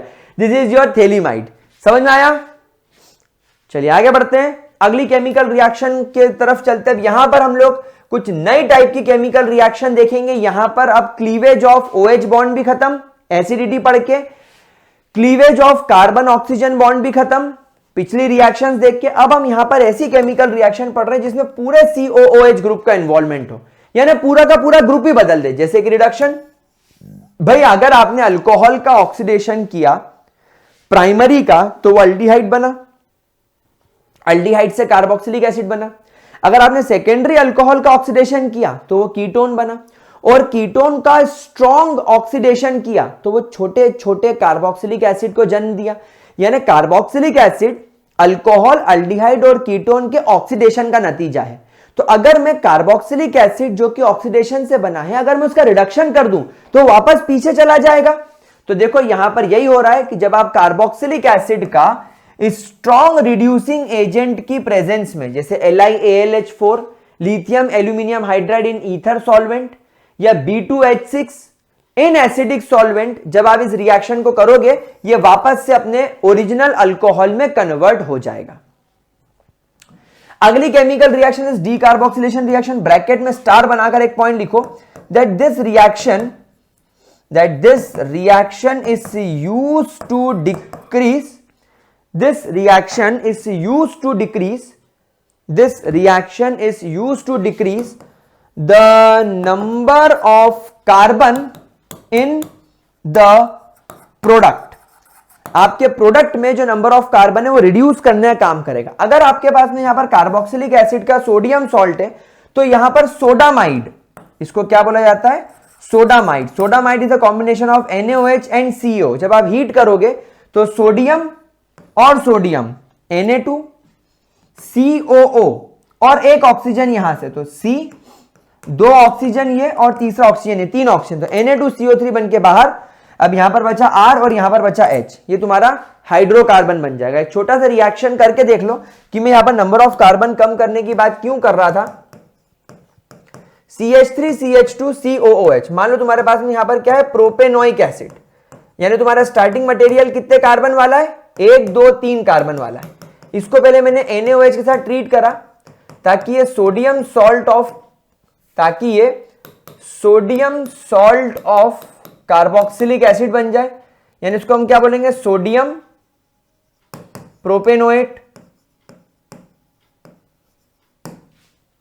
प्रोपेनोएट, इस तरीके से, ठीक है। फिर आप इसका ट्रीटमेंट करिए, वापस से NaOH प्लस COA के साथ हीट करो, तो Na बाहर, Na2, ये 2 ऑक्सीजन, 1 कार्बन और 1 ऑक्सीजन, ये Na2CO3 बन के बाहर। अब ये हाइड्रोजन इस कार्बन पे अटैक करेगा और ये बन जाएगा CH3। क्या प्रोडक्ट बना तुम्हारा, इथेन। शुरुआत कहां से करी थी, प्रोपेन से शुरुआत की थी, प्रोपेन से खत्म करा हमने किस पे खत्म किया, इथेन पे। नंबर ऑफ कार्बन कम हो गए। अच्छा, एक बड़ा इंटरेस्टिंग क्वेश्चन है, सोडामाइड में रेशो क्या होना चाहिए, सोडामाइड में रेशो क्या होना चाहिए, इट शुड ऑलवेज बी 3:1 का रेशो। यानी अगर आपने 3 मोल NaOH डाला है तो आपको 1 मोल कार्बन कैल्शियम ऑक्साइड डालना पड़ेगा, ठीक है। This reaction is called as decarboxylation, ठीक है। चलो, अच्छा, एक रिएक्शन और मैं करवा देता हूं जो हमारी बुक में टेक्निकली दी नहीं है, that is Kolbe's electrolysis. Class 11th में हम लोग इसे पढ़ते हैं हाइड्रोकार्बन्स नाम के चैप्टर के अंदर, अल्केन के प्रोसेस के अंदर। तो अगर आप लोगों को ये रिएक्शन डिटेल में पढ़नी हो तो या तो आप मेरा अभी जो मैंने अभी अपलोड नहीं करा है वीडियो, होने वाला है वो, तो आप लोग क्या करो, class 11th NCERT chapter hydrocarbon method of preparation of alkane में इसको देख लो। खैर वही रिएक्शन मैं करवा रहा हूं। यहां पर आपको 2 मोल्स लेने होते हैं, यानी आप यहां पर CH3 COONA plus CH3 COONA plus आप यहां पर 2 मोल्स ऑफ वाटर लेते हैं और आप यहां पर इसका क्या करते हैं, यहां पर इसका इलेक्ट्रोलिसिस करते हैं। मुझे एक बात बताइए, जब आप इलेक्ट्रोलिसिस करोगे तो इलेक्ट्रोलिसिस में वाटर किस पार्ट में टूटेगा, HNOH। तो वाटर कितने मोल्स हैं, 2 मोल्स हैं, तो 2 मोल्स वाटर में से 2 OH निकलेंगे, एक Na यहां से, एक Na यहां से, 2 मोल्स ऑफ NaOH बाहर। अब 2 मोल्स वाटर में से 2 OH निकल गए, क्या बचे, 2 हाइड्रोजन, वो 2 हाइड्रोजन गैस बन के बाहर। अब ये COO, ये COO क्या होता है, CO2, तो ये 2 CO2 बाहर। अब क्या बचा, अब बचा ये CH3 और ये CH3, तो बन गया आपका CH3 सिंगल बॉन्ड CH3, ये बन गया आपका इथेन। तो आप देखो इसके अंदर नंबर ऑफ कार्बन कम नहीं हुए, यहां पर इसके अंदर नंबर ऑफ कार्बन कम नहीं हुए, जितने शुरुआत में थे उतने ही आपके एंड प्रोडक्ट में भी दिखाई दे रहे हैं। तो ये होता है आपका कोलबेस सिंथेसिस या कोलबेस इलेक्ट्रोलिसिस। ये रिएक्शन भी आप देख लेना। अगली reaction is very important which is called as Hell Volhard Zelinsky reaction. Hell Volhard Zelinsky reaction, HVZ reaction, Hell Volhard Zelinsky reaction. इसके अंदर आपको क्या करना पड़ता है, आपका जो RCH2COH है, इन presence of halogen, red phosphorus and water, जब आप ट्रीटमेंट करेंगे तो आपका जो हेलोजन है वो आपके अल्फा कार्बन में से एक हाइड्रोजन को एलिमिनेट कर देता है और वो हाइड्रोजन इस हेलोजन के साथ मिलकर HX बन के बाहर हो जाता है और ये हेलोजन आपके अल्फा कार्बन पर जाकर स्टिक कर जाता है। ध्यान रखना है यहां पर जो हेलोजन चूज कर रहे हैं वो या तो क्लोरीन होगा या तो ब्रोमीन होगा, इसीलिए आप देखिए इस कंपाउंड का नाम भी अल्फा हेलो कार्बोक्सिलिक एसिड लिया गया है। तो हेल-वोल्हार्ड-जेलिंस्की रिएक्शन हमेशा अल्फा कार्बन पर एक्ट करेगी। कभी भी ये मिस्टेक ना करें कि आपके पास में कोई ज्यादा कार्बन वाला ग्रुप आ जाए या अल्फा कार्बन ना हो तो ये रिएक्शन काम नहीं करेगी। Last chemical reaction and the last point of the chapter is ring substitution reaction. देखो just like aldehyde and ketones, आप लोग सब जानते हैं, just like aldehyde and ketones, आप लोग सब जानते हैं कि आपका ये जो C double bond O OH group attached है, इसके अंदर क्या होता है मेरे प्यारे बच्चों कि आपका ये जो कार्बन का डबल बॉन्ड है ये ऑक्सीजन अपनी ओर विड्रॉ कर लेगा, इस वजह से कार्बन पर आ जाएगा नेगेटिव चार्ज, सॉरी ऑक्सीजन पर आ जाएगा नेगेटिव चार्ज और कार्बन पर आ जाएगा पॉजिटिव चार्ज, जिसको टेक ओवर करने के लिए ये वाला कार्बन अपना लोन पेयर उसको दे देगा। तो यहां पर आपका ये कार्बन और बेंजीन रिंग के कार्बन के बीच में आ जाएगा डबल बॉन्ड और ये कार्बन ऑक्यूपाई कर लेगा पॉजिटिव चार्ज। अब आप लोग जानते ही हो रेजोनेंस में क्या होता है, रेजोनेंस में अगले वाले केस में पॉजिटिव चार्ज इधर आ जाएगा और उसके अगले केस में क्या होगा, उसके अगले केस में ये पॉजिटिव चार्ज इधर आ जाएगा, ये कार्बन ऑक्सीजन नेगेटिव चार्ज और ये OH सेट रहेगा। तो अब यहां पर आपका जो रिंग सब्स्टिट्यूशन में जो भी आपका इलेक्ट्रोफाइल आएगा, जो भी आपका इलेक्ट्रोफाइल आएगा यानी इलेक्ट्रॉन लविंग स्पीशीज आएगी, वो क्या सोचेगी, वो सोचेगी अरे बाप रे, वो क्या सोचेगी, वो सोचेगी अरे बाप रे, ऑर्थो पोजीशन पे, पैरा पोजीशन पे और ऑर्थो पोजीशन पे तो बाप रे बाप प्लस चार्ज घूम रहा है और मैं तो खुद इलेक्ट्रोफाइल हूं, मतलब मैं तो खुद इलेक्ट्रॉन लविंग नेचर का हूं, मुझे तो इलेक्ट्रॉन पसंद है क्योंकि मैं तो पॉजिटिवली चार्ज हूं, तो मुझे इलेक्ट्रॉन पसंद है और मैं क्या देखता हूं कि ऑर्थो पैरा ऑर्थो और ऑर्थो पैरा ऑर्थो पर तो साला पॉजिटिव चार्ज घूम रहा है रेजोनेंस की वजह से, क्योंकि इसके अंदर ये जो C double bond O group जुड़ा हुआ है ये इलेक्ट्रॉन विड्रॉइंग ग्रुप है, जिसकी वजह से रिंग का इलेक्ट्रॉन ऊपर चला गया और रिंग में पॉजिटिव चार्ज घूम रहा है। अब मैं क्या करूं, तो भैया वही बात कि लड़की होनी चाहिए, जिंदा होनी चाहिए क्योंकि तुम इंजीनियर हो, बस वही बात इसके साथ भी हो गई कि बस अटैच होने के लिए जगह होनी चाहिए, बस पॉजिटिव ना हो। तो अब एक ही जगह बच रही है जिस पर पॉजिटिव चार्ज नहीं आ रहा है, वो है आपकी मेटा पोजीशन। देखो मेटा पोजीशन पर कभी पॉजिटिव चार्ज नहीं आ रहा है, इसलिए आपका इलेक्ट्रोफाइल यहां पर जाकर मेटा पोजीशन पे अटैच हो जाएगा। भले ही आप यहां पर ब्रोमिनेशन कर रहे हो in presence of Lewis acid FeBr3, आपको मेटा ब्रोमो बेंजोइक एसिड मिलेगा, या आप यहां पर नाइट्रेशन कर रहे हो in presence of concentrated H2SO4 and concentrated HNO3, ये यहां पर आकर अटैक करेगा। यहां पर आपको सल्फोनेशन होता हुआ नहीं दिखाई देगा क्योंकि सल्फोनेशन के अंदर जो इलेक्ट्रोफाइल होता है वो HSO3 पॉजिटिव होता है जो बहुत ज्यादा बल्की होता है, और बल्की होने की वजह से यहां पर पॉजिटिव, यहां पर पॉजिटिव, यहां पर पॉजिटिव घूम रहा है और ये खुद पॉजिटिव नेचर का बल्की है, तो ये मेटा पोजीशन पर भी घुस नहीं पाएगा क्योंकि मेटा पोजीशन पे इसको यहां से और यहां से स्टेरिक हिंड्रेंस मिलेगा, इसलिए HSO3 कभी अटैच नहीं करता, इसलिए छोटे इलेक्ट्रोफाइल ही अटैच कर पाते हैं। Guys good news, with this the chapter is over. अब आपसे मिलते हैं अगले चैप्टर में अमाइंस में, लेकिन उसके पहले PYQ सीरीज भी कंटिन्यूएशन में रहेगी, तो अब अगले कुछ वीडियो PYQs के आएंगे। Bye bye.